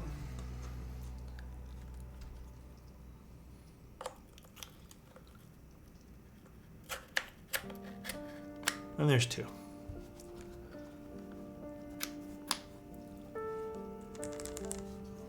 Interesting. Let's see a side profile of this. Oh, why did I switch? Should switch back here. You know, I got to admit though, this is very pretty on the side profile. With the kind of feet giving it some extra depth there. And having the little lines from the machining. This is really pretty. Again, I don't think this will appeal to absolutely everyone because of the price point. Perhaps even the design too. This definitely sounds, from even me pressing the switches without keycaps, it's gonna be a bit foamier. I gotta admit though, it's very pretty. I personally think this is pretty. Here is the back of this board. Wants to focus on it. I like these. So the detailing on this is nice. Again, this is gonna sit too high for the time being, so maybe we ignore that for now. But it does look pretty.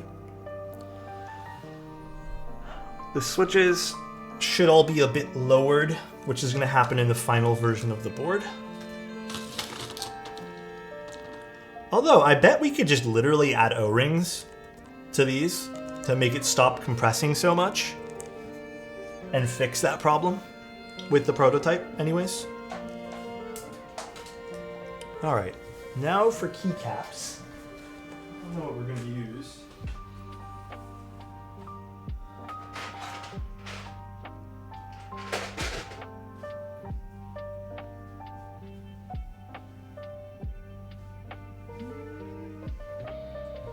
Any ideas?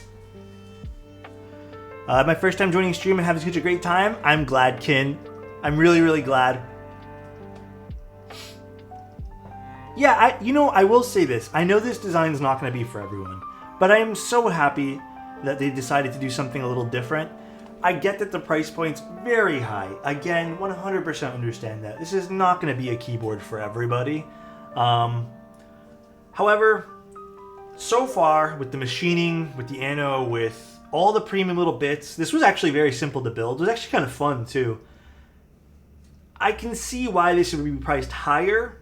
Maybe not the $1,000 mark, because this is getting close to $1,000. Might as well be. I wish it had a piece of copper on the bottom, opposed to the aluminum. I think that would have been really nice. Like, imagine if this was copper, surrounded by the silver kind of frame of the keyboard with these beautiful machined sides. That would have been fantastic. Yeah, it does look a little bit like a frog. Maybe like a botanical keycap set. That would be kind of funny for this, no?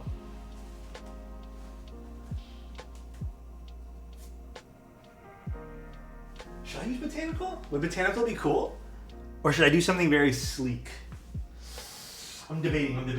I don't know what we should do. Hold on. Let me think.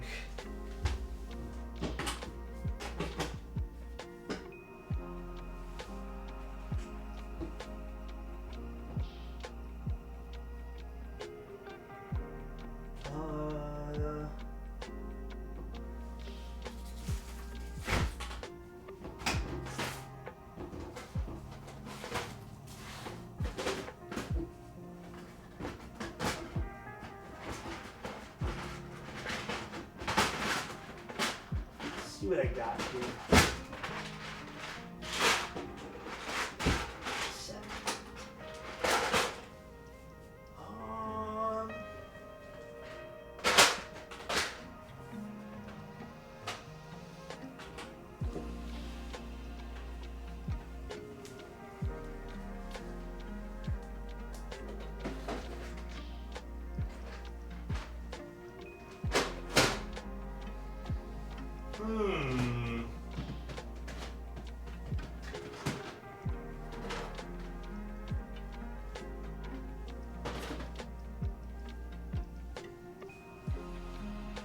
I feel like I don't have anything that elegant to put on this. Maybe dandy? What are you guys suggesting? Classy Greg? Oh my gosh. Noir? We could do noir. Noir might look really pretty on this. Maybe we do that. Maybe indeed noir. So nice. Yay.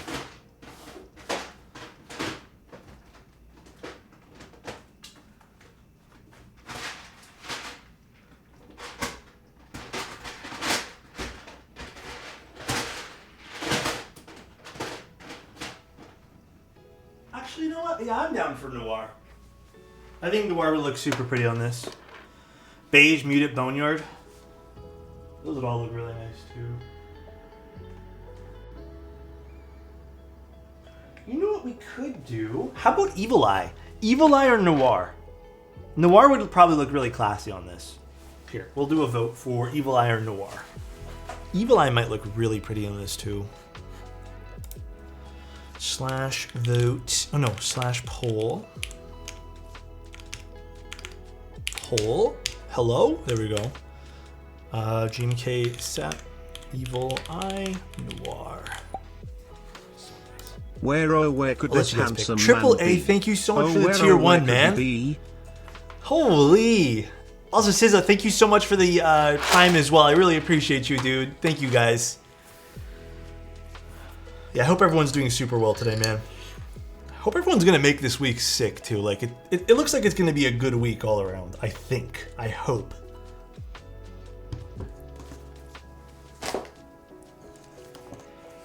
I hope so.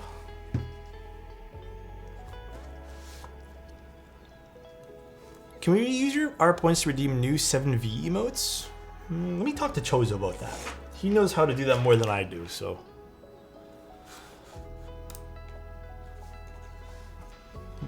Make sure to vote, guys. You guys have about a minute left. My cat is going to the vet today, so it's going to be rough later on.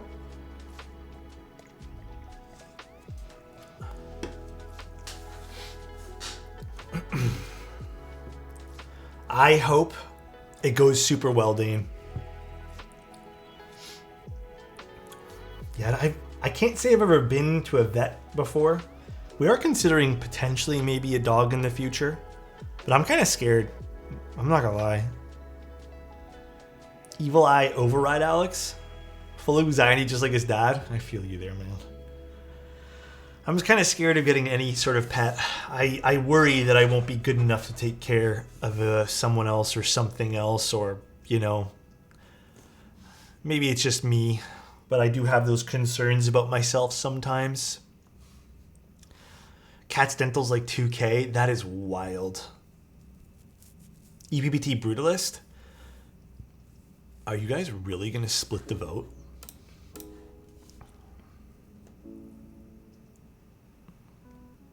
Evil Eye won by 1. I understand the worry. You're taking care of your streamer. Yes, Evil Eye. Evil Eye has won. Let me get Evil Eye. Mr. Manoli Set has come out victorious.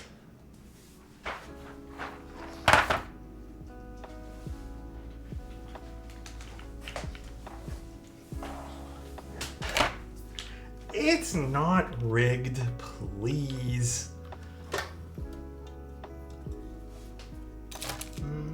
Where's my keycap puller? I took it out of my drawer. That's not good. Where did I stick you, keycap puller? Hello? Oh, here it is. Very good. No black on silver. Do you guys not like black on silver? I think black on silver is pretty nice sometimes.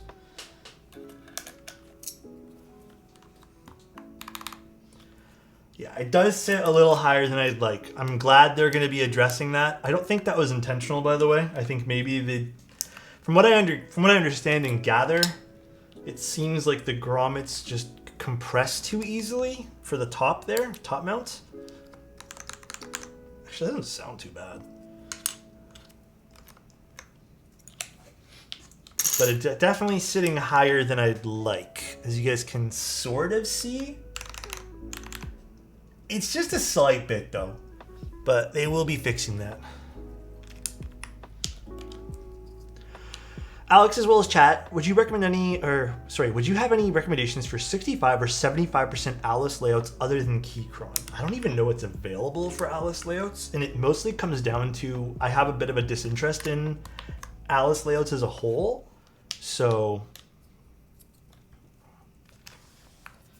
I'm not sure.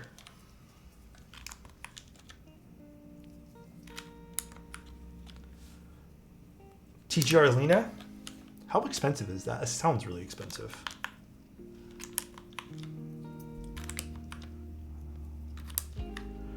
%40 all the way. MGA V3. Oh, I forgot about that. That's true. Yeah, I'm not probably the best person in the world to give recommendations for Alice layouts. Hey guys, I hope everyone's having fun on stream today, by the way. I'm happy that everyone seems like they're having a good time, but is there anything else you guys want to see me do on stream, or just you guys want from this particular stream, or any less of or any more of? Real question, like no troll, no weird answers, actual real question. I don't think I've ever asked you guys this. More wob on silver. Oh my gosh, I said no troll and he's the first person to troll. Photoshop stream? Dude, we haven't done those in a while. Just anything you guys are looking for that you guys feel like I can improve on, make the viewing experience better. That old thing. Less sus behavior. I'm with that, dude. I tried to not be sussy. You see how good we've been that Tim hasn't showed up in chat lately? Who is Alexotos off stream? Dude, I don't straight up. You guys, I don't act any different in person than I do on stream. I think the only thing that I do different on stream is I tend to have like really long, stupid debates about dumb. I mean, I feel like I already have stupid debates about dumb stuff, but I like talking. So sometimes with friends or just, I don't know, like we'll get into weird debates about topics that are, you know, boring sometimes, but I feel like we do that here anyways. I feel like I do it more in person though, because I'm less focused on, you know, building a keyboard. A little bit of history background on mechanical keyboards would be nice. Duly noted.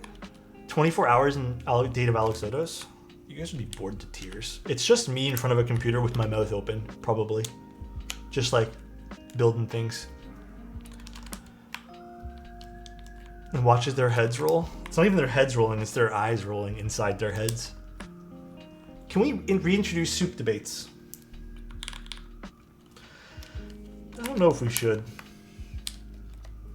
What was the first GMK set? You know, that's a great question. I don't know. I'm actually not big on the history side of keyboards. It was carbon. Interesting. That is cool. Yeah, I feel like if you guys want my honest opinion on this, you know who's really good for history of keyboards that streams regularly? It would either be Diego or Marcia. Maybe Ryan as well, but I don't. Does Ryan stream regularly? I feel like Ryan is kind of like, he kind of just streams whenever. I love Ryan though. Ryan's also very knowledgeable too.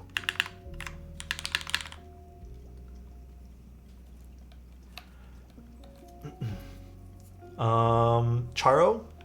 Yeah, that's more of a YouTube channel for sure. Looks ugly? Yeah, I have a feeling this will be a bit divisive on the look area. Discussed it. Bro Dream, let me tell you this though. If you're coming in here just to be a dickhead and you know, just state your opinion like that and then just fuck off, I'm gonna be honest. Just don't come here. I'm all for good discussion, but when people just shout out like dumb obscenities and stuff like that, like it's not really conducive to a good discussion. I understand it's your opinion though, but it's just like not good for a discussion, you know? You sound like a child when you do that. Straight up. Can you give us a side view? Yeah. What's up, Alex? What's up, Durian? You're allowed to have an opinion, but nobody wants an asshole opinion? Yeah, there's tons of ways you can go about saying you don't like something. Tons of ways, dude. The best drama talk has to be from Marshmallows. Hi, Marshmallows. 4 degrees and 8 degrees? Yeah, there's two different feet you can stick on. The depth of field is crazy. Yeah, I think I have the camera at 2.0 right now or something. So it's actually, I think it's actually at 1.8. I have to double check. This has too many keys, so it's not for me, but the frog is kind of nice.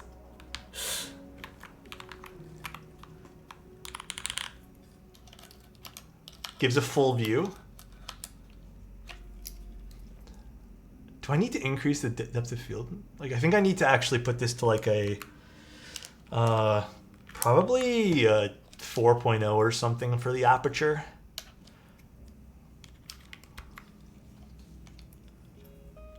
You kind of dig it? I'm not too sure. I think I'm even a little bit... It does seem really shallow today. Did I like change it or something? I'm not sure. If the feet were knobs though, I don't know how they would have implemented that. I'm not like the right person for that, so... Because they are detachable, right? Maybe there would have to be some sort of nodule. Hey, you know what, fish? Thanks, dude. Thanks, man. Damn, there's like obviously someone here who doesn't like me who keeps making new accounts. Kind of cringe you have so much free time. That's crazy. What's the deal today? People in this hobby actually don't really like me, to be honest. That's the honest truth. There's like a whole subsection of people who just actually hate me. Children being children? Yeah, pretty much. Does this have F13? It does not. These ones here seem to be sitting a little higher than these ones, so let's put on our 1Us, which are here. I have a shrine for you. Appreciate you. Who the F wouldn't like Alex? How is that possible? There's tons of reasons why. Haters just mean you're doing something right. Don't stress about it though, guys. Caps lock. I think Evil Eye was a good choice, by the way. Very dedicated meme cut lover, and you stand for everything he hates. Perhaps. Dude, there was one kid on YouTube who just like went to every video to comment on my teeth. And it's clear that when you have to start doing that to someone publicly, it's very clear that you're jealous. Very, very clear. Ooh, you can actually see the purple fringing from my lens. I'm using a vintage lens for this, by the way. Well, a vintage styled lens. You can see the purple fringing on the letters. Actually, that's pretty cool, actually. I kind of like that. It's just because I swapped lenses to see how it would look. Yeah, the fringing is there a little bit. Dude, your teeth are actually pretty normal. Laugh my ass off. What are these bozos talking about? Well, they had mommy and daddy spend money on them to fix their teeth. I unfortunately didn't have that opportunity when I was growing up, so that's people feel like that's like something to flex on other people for, that their parents spent money on their teeth. It's like a flex, I guess. So it's weird. Definitely weird. Okay, I had a feeling this would happen with the spacebar. It is a little stiffer on the spacebar. I can already feel it. But the alphas don't sound bad.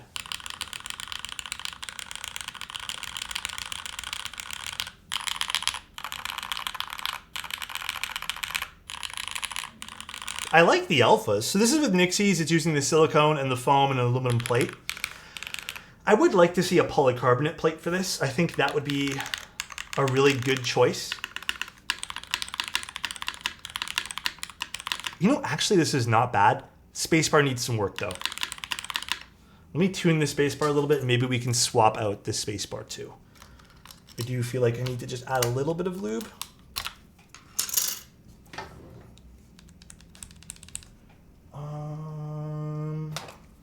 Just a little bit. See if that helps at all.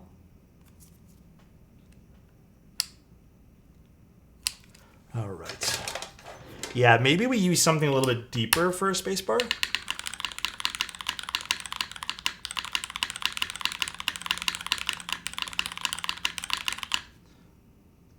Let me try something different. I really think a polycarbonate plate for this would slap. Yeah, it does sound a little bit metallic-y. So let's go ahead and try a different spacebar. What do you guys want to see? A curry switch? Good clicky click? I think so. Let me see what I got here. Let's see what I got. Did they announce a polyplate? It was in the notes as like a potential, but I wasn't too sure if they actually announced one or not.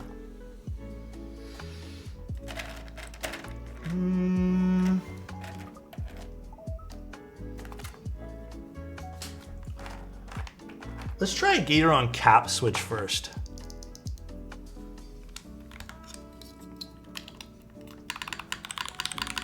It's a little better actually, because this is a little deeper.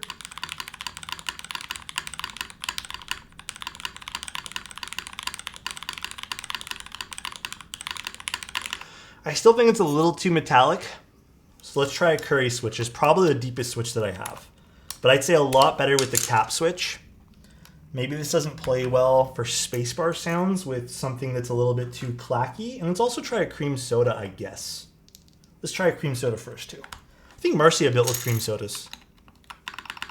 Actually, that sounds pretty good with the cream soda.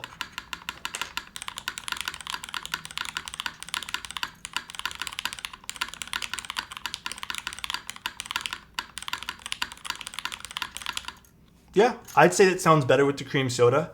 And next we can try a Curry switch. I don't know if I have any. I swear to God I say this every stream though. But I don't remember seeing anything recently. Oh no, they're there. They're just kind of buried.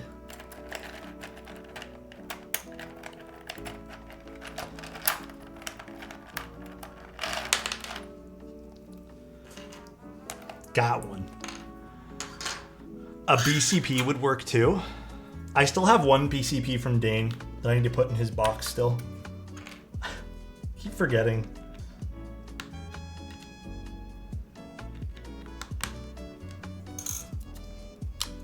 I can try a PBT.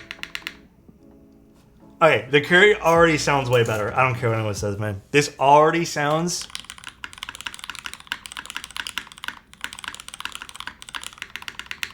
It's definitely lower.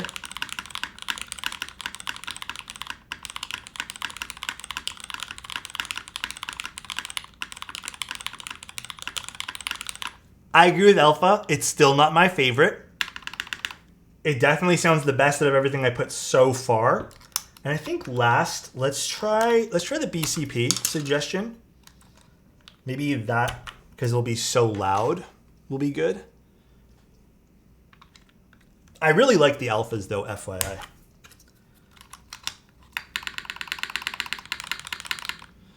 Actually, the BCP sounds pretty good on this.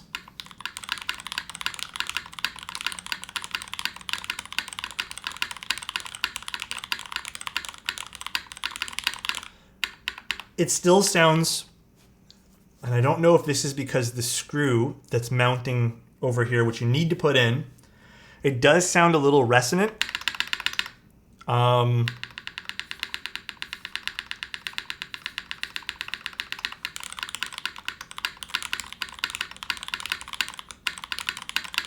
Yeah, it sounds a little resonant, and I'm not sure if it's because there's a mounting point here to screw the case into the bottom. Again, I think that would have been better suited for here and here. Yeah, I think that's probably what it is. The Curry definitely seemed like the best. It's a little resonant. We can try a PBT spacebar as well. There's absolutely no flex with this, by the way, if you guys were curious about that.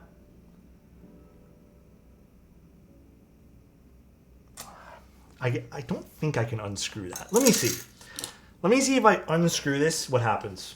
I think the bottom case will end up sagging a little bit.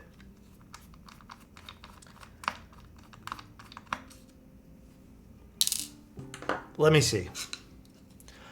What do you think the smoothest linear is nowadays? I have a feeling that it has to be I have a feeling there hasn't been a universally accepted smoothest linear since the day of tangerines. I would personally say the smoothest linear you can probably buy on the market. That doesn't help at all. Is probably like, are you talking stock? Because I really think KTT switches, once you add a little bit of lube, they are phenomenal. And they can be, I would argue with them as one of the smoothest switches, dude. One of the smoothest.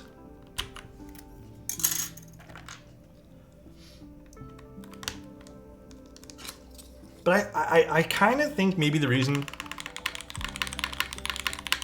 why we haven't had too many talks about the smoothest switch is simply because there's a lot of switches that are really smooth, you know? All right, let me try a PBT spacebar as well for you guys. Maybe we can try an HMX linear spacebars as well.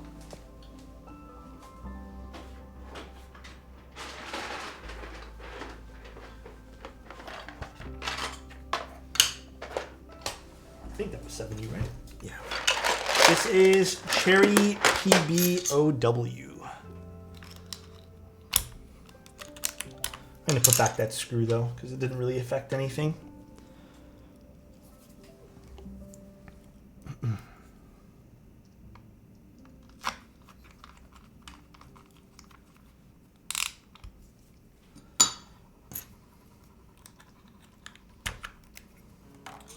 And I guess let's do... We liked the curry switch the most, I think. I think I was with the curry switch or the cream soda. I'm curious to see what an HMX switch sounds like on this. We'll grab an HMX switch too.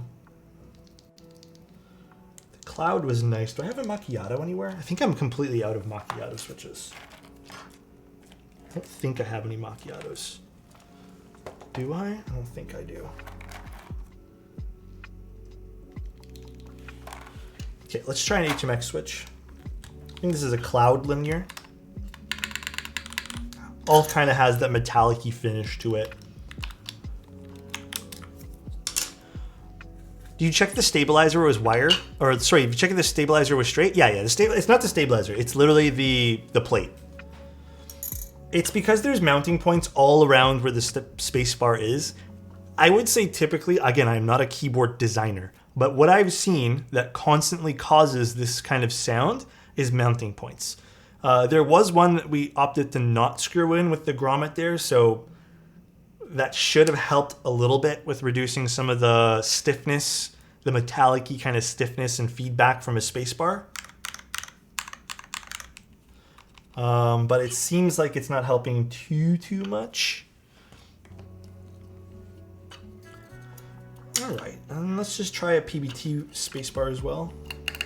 Oh no, that sounds very glassy. Not a big fan of that at all. I'm gonna skip using the PBT one. Cream soda loudness similar to HMX. Yeah, I'd say so. It's kind of in the same ballpark. Kind of the same. I am curious about that. I am curious what happens if we take out the other screw. However, I don't remember where all the screws are for underneath.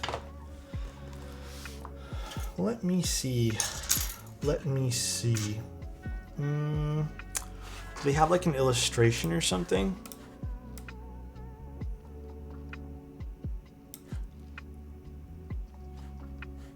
Oh no, I think this helps. Well, I think I know where they all are. Let's take it apart. It doesn't really take much to do this. Not many screws. Oh no, it's this one here. And then let's see if we mod it a little bit, see if we can get rid of some of that pinginess on the spacebar. See what exactly happens. Again, I really like the alphas. A lot, actually. I would even go as far as to say as the alphas sound pretty good. They don't even sound very foamy.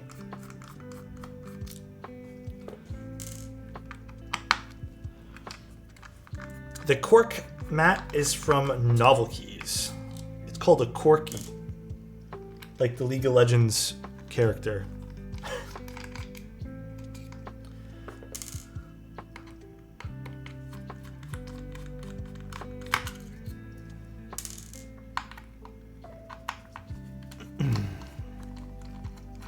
Alex confirmed Corky main. Corky's the one with like the little ship, right? All right, I think we also have to take off these little feet as well. Kind of satisfying to do so, by the way. Very satisfying. I think it just slides off like this now. All right. So I want to test one thing before we go too far. I'm going to put this to the side. Let's put back a switch. Let's just put back our Nixie for now.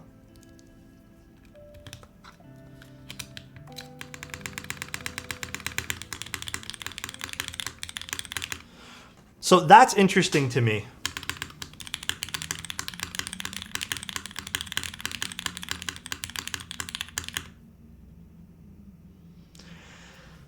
There shouldn't be anything wrong with this sound.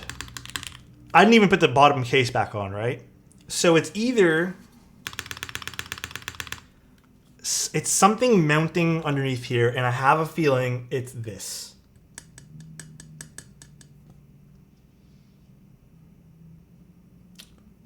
I have a small idea for this. Hear me out.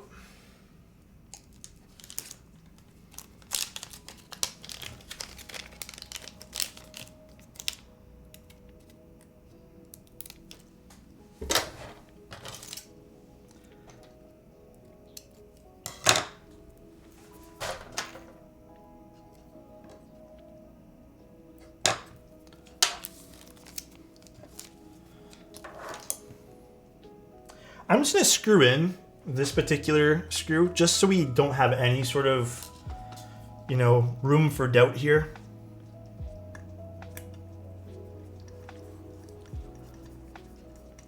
You got to do the Black Simon screw review for this. Oh, I think this is the wrong screw. My mistake. Hold on one sec, guys. Wrong screw I'm using.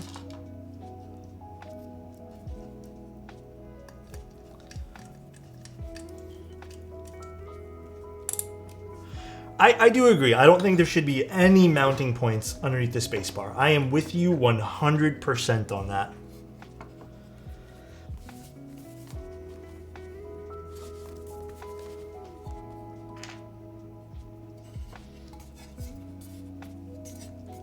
Will a cork affect the sound? In my opinion, it doesn't really affect it much at all.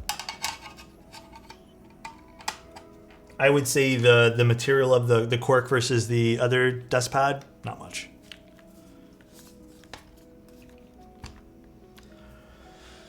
IMO, not much. Okay, I'm just gonna screw it in really quick and go from there.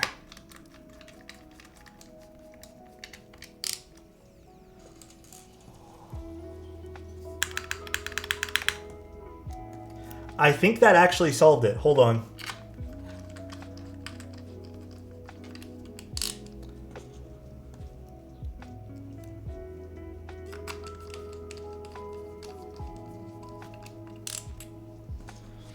The screwless design has only worked for aesthetics, but it seems the cost of acoustics. Yeah, no.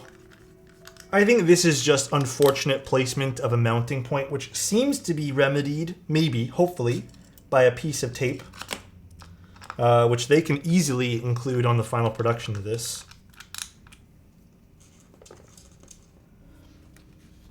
Wait, why did they have to put...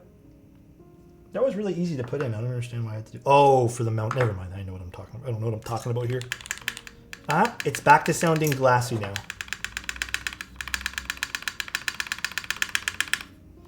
So what is causing that?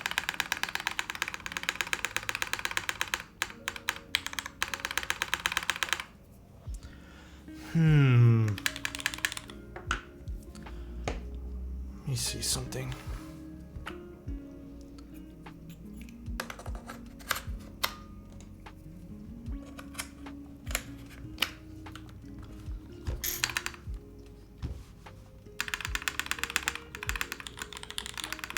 It could be the thin bottom case.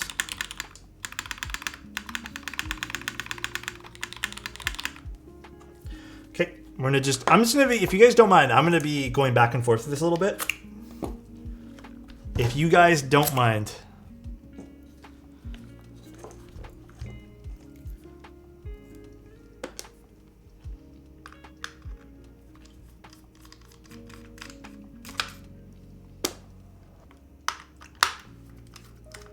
More Alex for us. Keep going. We are learning. It's definitely interesting. I like doing stuff like this. How do we remedy this spacebar? How can we make this better for someone who's actually interested in this board?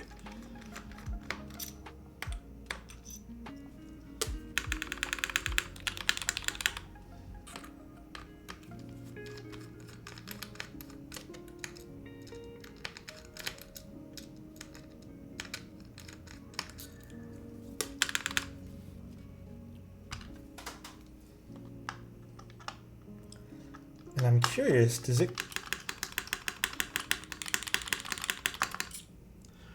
go away when we move the bottom panel here? I am curious. Oh, why isn't the bottom panel coming out now? Excuse me.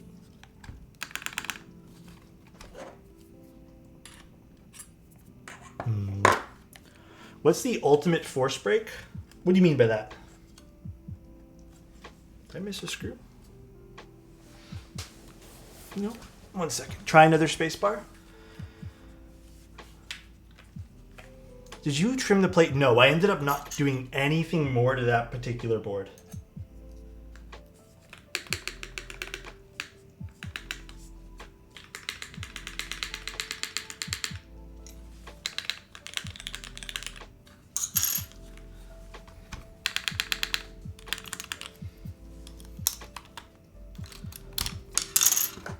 Hold on, I want to see one thing. I said breaking the keyboard in half is the ultimate force break. Of course, Abel would say that.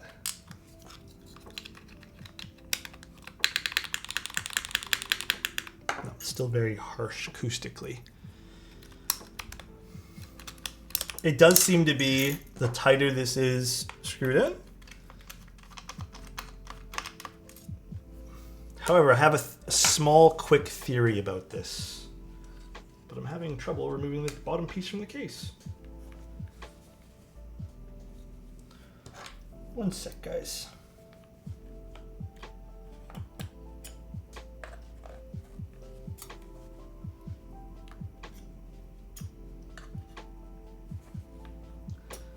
Let me do this. Softer desk pad? No, nothing to do with the desk pad at all.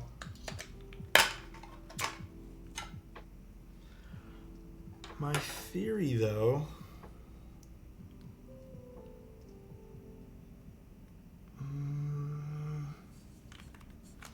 again, it should sound nice in theory now.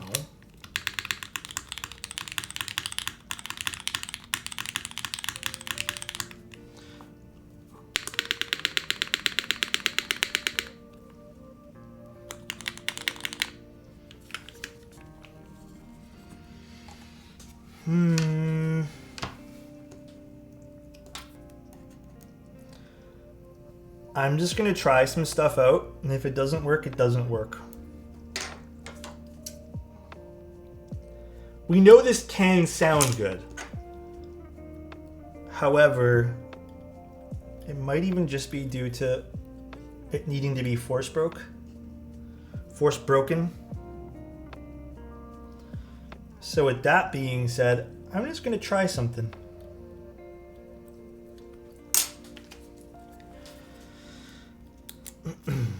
Perhaps it needs some sort of thin film.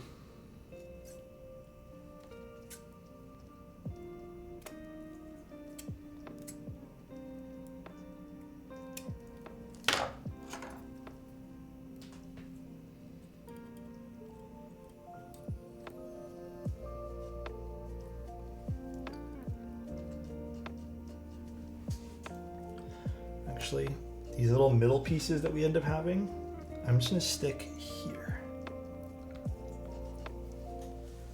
And then this guy.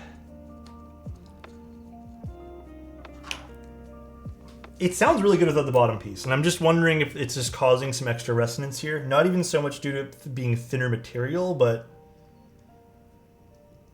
if it's just causing like an acoustic echo because it's traveling through these posts, which seem to have quite a large surface area, if you guys see. It is quite large surface area-wise.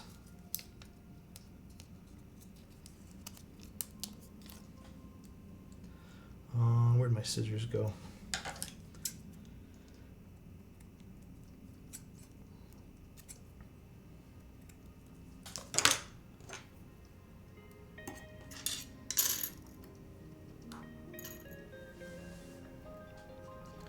Thanks for sticking with me, guys. Appreciate you.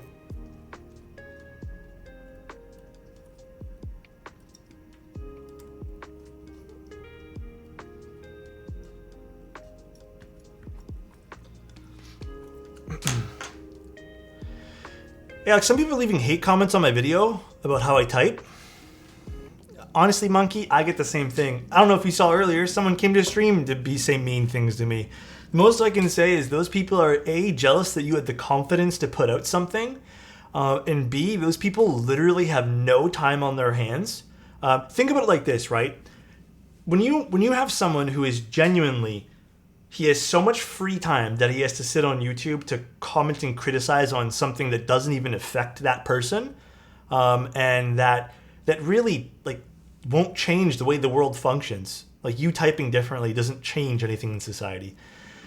Those people are some of the most bored people on earth, and they have nothing going on. Like literally, imagine having so little going on that you have to go to YouTube to make fun of people.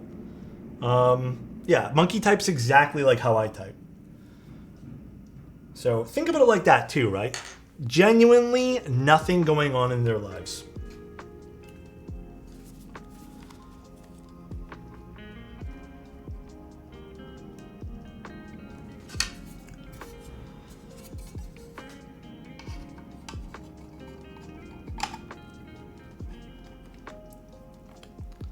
All right, maybe this time. Type the same, so the ultimate comeback. Yeah, it's just you gotta like think about it like that. Unfortunately, it's so easy for people. Like it's lazy of people. It's also very jealous to just criticize someone based off of something like the way they type. You know, like who cares? You know, like why do you let that? Not you, Monkey, but like why is that person so bothered? What's like the deeper meaning behind it all, you know? Yeah, screw people like that. They're not worth your time.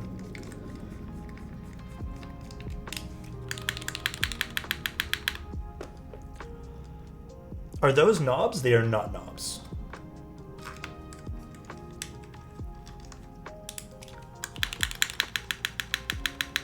Sounding better already, though. Yeah, here's the other way you have to look at it too, right?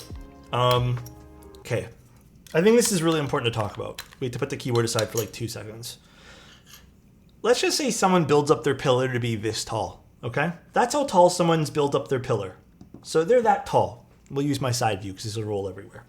Let's just say that you, Monkey, you by posting a video, you've gained a little bit of, you know, like you've taken a chance and now you're this tall. Well, instead of this guy here maybe doing the same thing you did and raising his own pillar up to be a taller and bigger person himself or herself, they would rather cut you down to be this level because it's easier for them to kind of, you know, swat at you and just be like, hey, come down to my level. It takes effort to grow. And these people who don't want to do anything, you know, they want to bring you down because it takes effort for them to do this, to be at your level. It takes effort to grow, right? They don't want to put in effort. They're the laziest people. So they'll just continue to keep whacking at you and bringing you down and others down so everyone's small and on their level. And that's really all it comes down to is laziness, jealousy, stuff like that. It's nothing else other than that kind of stuff. It's unfortunate. It's sad at the same time. But, you know, that's just how people were you know, I have to say it, and it might sound like a diss, but that's how people were raised, right? They weren't raised to make change in their life. They weren't raised to, you know, be better. They were raised to just bring others down. They were raised with some anger in them, perhaps. They were raised with jealousy, and, you know, that's what it comes down to. Monkey, you've done nothing wrong, and I think that's also really important to remember as well. You've done nothing wrong. You're just typing. You're just having fun. And those people who make those comments, I would strongly suggest just deleting them, banning those people off your channel. They're not worth to have around, and they're usually attention-seeking little small people, you know, who have nothing else going on. That's all. You're doing nothing wrong, though, my friend. Nothing at all.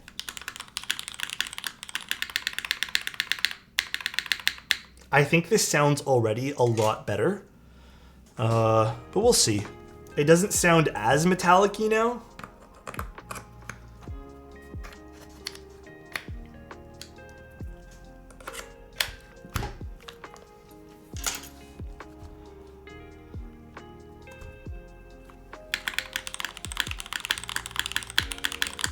I think that actually does sound a lot better. Did that affect the tolerance of the bottom at all? It did not. We're raised in a very competitive environment, myself included. The comparison was always with people around me, not with myself. But the thing is, the Lambda, okay, to talk about that though, the thing about that, like if you were raised in a competitive environment, being competitive is different than just being a jackass. You know what I mean? Like if you were raised to be like competitive and kind-hearted, you know, and empathetic, because it comes down to empathy, then you could be plenty competitive and compare and do all that stuff. And yeah, there's negative traits to be had there, but I don't think comparison in this case would make you an asshole unless you're jealous. Jealousy, I think, is the biggest reason here. But I don't think comparisons, like I said, I don't think that's its own other separate can of worms, but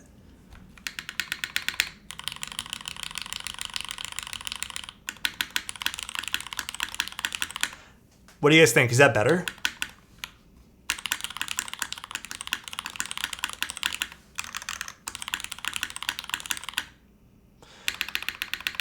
It's a lot better. It's still not exactly where I'd want it to be for a space bar.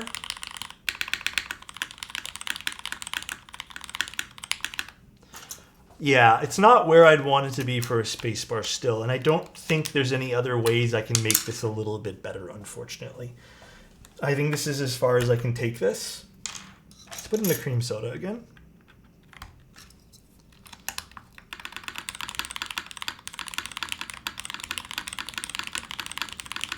We had that originally. I can do that again, though, if you guys are interested. I don't think it's actually the mounting points, believe it or not. I actually do think it's the case. Because I can only put so much tape on the bottom here to kind of force break a little bit of it. But I think it's the screws mixed in with the case that's making it sound a little bit thin. At least on the bottom. The alphas sound delicious.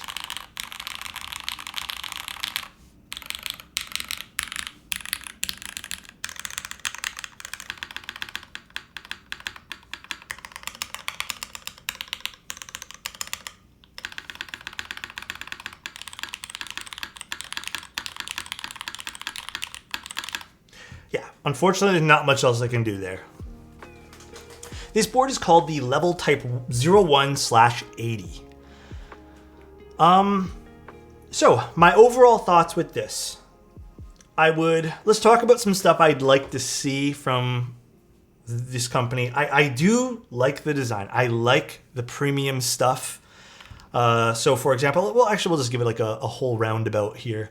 Love the finishing on the entire keyboard. Absolutely awesome. Sounds great. Or sorry, looks great, not sounds. Phenomenal finishing. The construction of the keyboard, you know, despite it being hidden screw, which is a little annoying, so easy. I think this was a great, easy build to put together. Fun as well. This screwdriver kind of stole the show in a lot of regards too. I actually like the feet the way they are. I think the slide-on feet where you can take them off with the click of a button and just pull is actually really cool, and then just make it sit higher if you really want. I like that a lot. It's a pretty cool implementation, and it is not gimmicky at all. That's pretty cool. And then you instantly get a taller keyboard. Like that a lot too. One side higher, one lower. The front height does not seem very high at all. Like, I don't really have a great way to measure this at the moment, but it's not tall. The front height is not tall at all. It's very comfortable. I'd say 19, if they're saying it's 19.8, that sounds about right.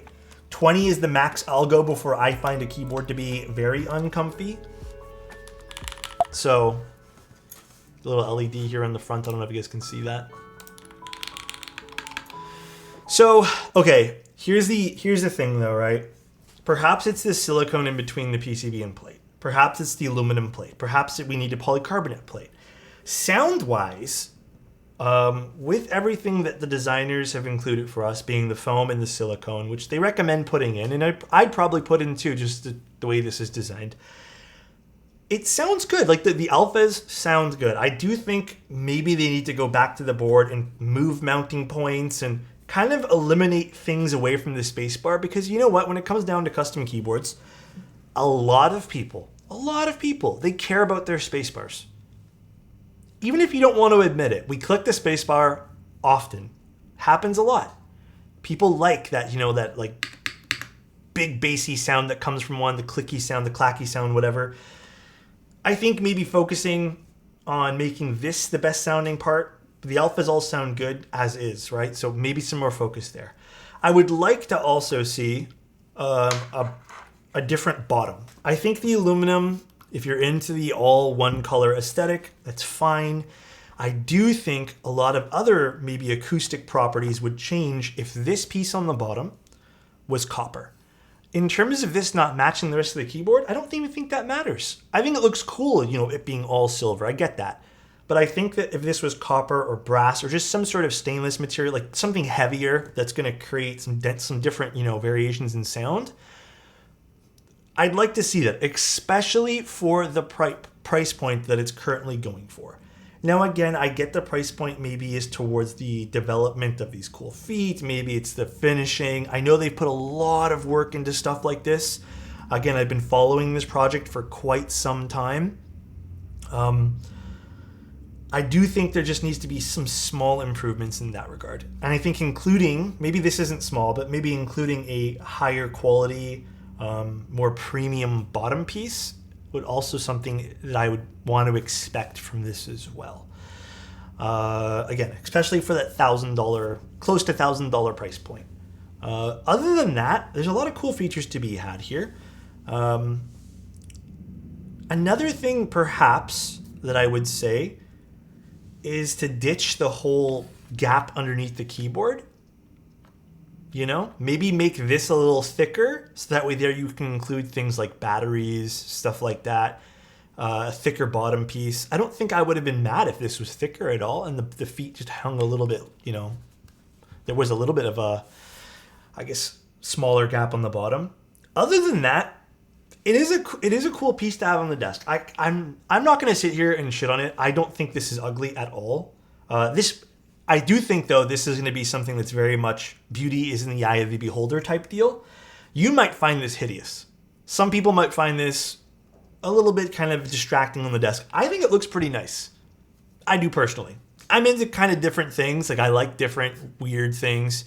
You might not like it. You might think it looks like a frog, right? But as it currently stands, I do think this is going to be geared towards people who want something visually attractive, if they find it attractive, on their desk. And obviously a keyboard that functions. It's functioning art at that point there. And I think that's kind of what this has going for it, right? Sound-wise, it's not quite there for me. I do think the designers put a lot of love into the keyboard. I've talked to them. They seem like great people. But yeah, it's not quite there to my sound preference. But I can see this might be for someone, right? again, just some minor things that I'd like them to take a look at. Some stuff that's going to be changing. They're changing the material of these like radial disc kind of materials here. This will no longer be, I'm not even sure what material this is. This will actually be a stainless steel according to them, which is much nicer. I already think this looks really cool. But again, gotta admit though, this attractive finishing on the sides, very, very pretty. This is something that you need to touch as well because it makes the keyboard feel almost soft. And I quite like it. I can understand some people, I think, will probably ask, why didn't they put that material on the top? I probably wouldn't have put that on the top. Yeah, Marcia is 100% right on this. The machining and the engineering behind this, over the small little things that they've added, super awesome. I also like how they even have like a removable tray for the daughter board. Super awesome. There's a few other things I would have personally done to push the edge on making this the best premium, like ultra premium experience that you possibly could have. But it is still, in my opinion, nice. I like it. I don't know if I'd buy it for $1,000 personally. I was interested in something like the Geist at one point, and I still am. I think the Geist is a pretty keyboard, and I think this is what it's competing against, to be honest, is something like the Geist. Right now, the Geist is a little bit more visually attractive to me, and I know the Geist sounds really good too. At least with all the foam in it. I mean, it definitely has a foamy sound signature. But the Geist is also twice the price. So, interesting board though. I gotta admit, I want to see more from this brand. I want to see more from Artifact. I hope this doesn't hinder their, design in keyboards. But I feel like with those few tweaks and just kind of focusing in a little bit more on screw placement and stuff like that for the bottom side of the keyboard, this could be very, very attractive to people who are into this type of design. And again, we're going full circle again. We're going to repeat ourselves. You have to like the design, or else this is probably a no-go. And you have to have a little bit more of a deeper pocket here and a little bit of a fatter wallet to afford this too. How it fits in today's world of keyboards? Well, let's be honest, it doesn't. It really doesn't. There's no way this really fits into the competitive market of today's keyboards. When you have stuff like the Neo and all these other cheaper boards, it's hard to find the value discussion in this. There's no value to be had here. This is not a value keyboard. This is someone who wants something that was designed to be a little bit more premium in terms of maybe this fancy finishing. You get these cool fancy feet. I thought this was a fun build experience, minus the quirks that I had to go through with the whole putting tape down. It is niche though. It is niche. And my thoughts is this is going to have a hard time finding and reaching the right people, but I hope it does reach the right people. I really do.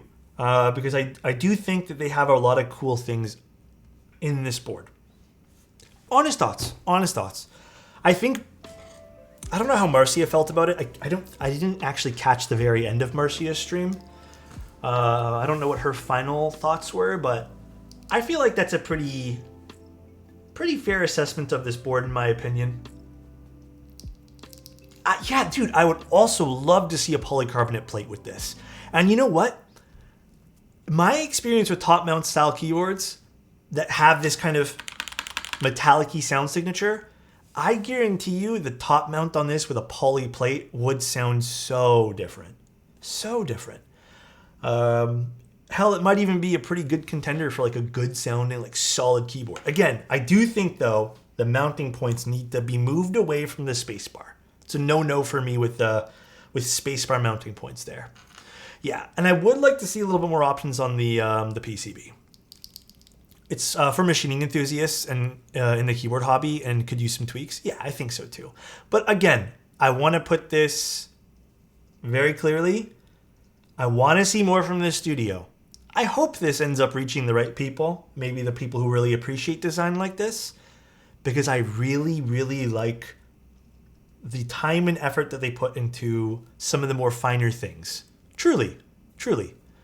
But that's really it. That's kind of my cup of information here. I don't know what to call it. My take, I guess. But yeah, again, find your zero. cool. It's a cool project. Honestly, it is. Some tweaks need to happen, obviously, but very, very cool projects. I don't want to see, and this is the thing, right? It's really easy to be negative and be like, this project's stupid, and then just laugh this off and be like, I want the standard, you know. But without projects like this, again, this might not be for everyone. I think it's really, really awesome to have projects like this. They're not for everyone, and they're not meant to be for everyone. But I'd hate for the keyboard world to just focus on the more standard things. People thought this was really ugly, by the way, the Event Horizon. There was people who were like up my DMs about how fucking they thought this was the ugliest thing ever. Again, everyone has different tastes, and that's the beauty of it, right? I want to see more choices in the hobby. I want to see cool projects. Yeah, I know this keyboard's expensive, but you know what? We have tons that aren't. Love. And I really hope, again, this finds the right audience. Thank you, Clark. I appreciate that. Thank you so much for the Prime. I still don't like the EH at all. Some people don't, Oak, and I totally get it. But yeah, if I were to purchase this, or if I had the option to purchase this right now, I would personally probably pass, just because the sound profile isn't quite what I want it to be. I would like to see this with polycarbonate plate. Perhaps that'll change my mind entirely. Who knows? Perhaps that'll be like, wow, this keyboard now sounds awesome. But I do like the way it looks, though. I do like the way it looks. I know some people might, again, find that to be a little bit whatever, but I like it. It looks cool. I think the machining on it's really nice. Tim Keyless. My God, my guy. What's up, dude? But very awesome. I like the project. It's cool. Don't do me like that. What happened? Tim for vice president? I don't think I want Tim as a vice president. He would just be sussy all the time and get me in trouble. If I had to be the president and Tim was the vice president, he would just get me in trouble 24/7. I think Angel for president, you know?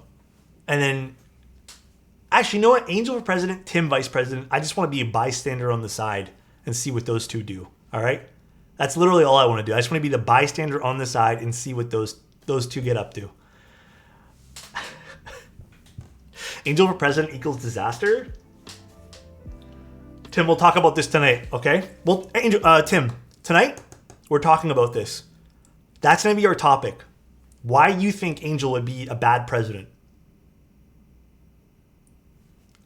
He's already pissed off. You can be in their closet. What the? I don't want to hide there. Tim will talk about the vice president, National Turkey and Mayo Sandwich Day. Angel will ban condiments from every store. There will be no way that you can add anything but mayonnaise. That's it. All right, though, guys. That was the stream. Thank you again for the look at this keyboard. I think at the end of the day, I think it's a cool project. Needs some tweaks, though, 100%. Thank you, Artifact Industries. Thank you, Find Your Zero. Appreciate you guys. Thank you, everyone who tuned in today and just hung out. I'll be streaming again tomorrow. I think I'm streaming every day this week. So I'll be streaming in tomorrow. I'm most likely streaming with Tim and Angel tonight just for an hour. We're doing a little podcast thingy-majig. So I'll see you guys then. We'll see you guys later. Let's go see who we can go raid. Shall we? I don't even know who's on. I don't even know who's on. Oh, that's me who's on.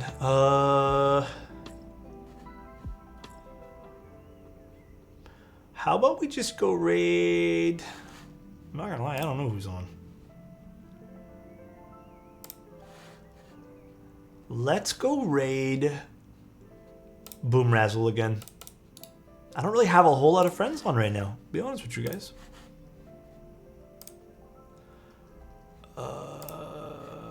Boom. All right. Raid Tim. Yeah, right. Tim doesn't stream. All right, guys. Enjoy the rest of your days. I'll see you. See you very, very soon. Love you guys, and talk to you guys tomorrow. Hope you enjoyed the stream today. Love you guys. Take care. Bye-bye.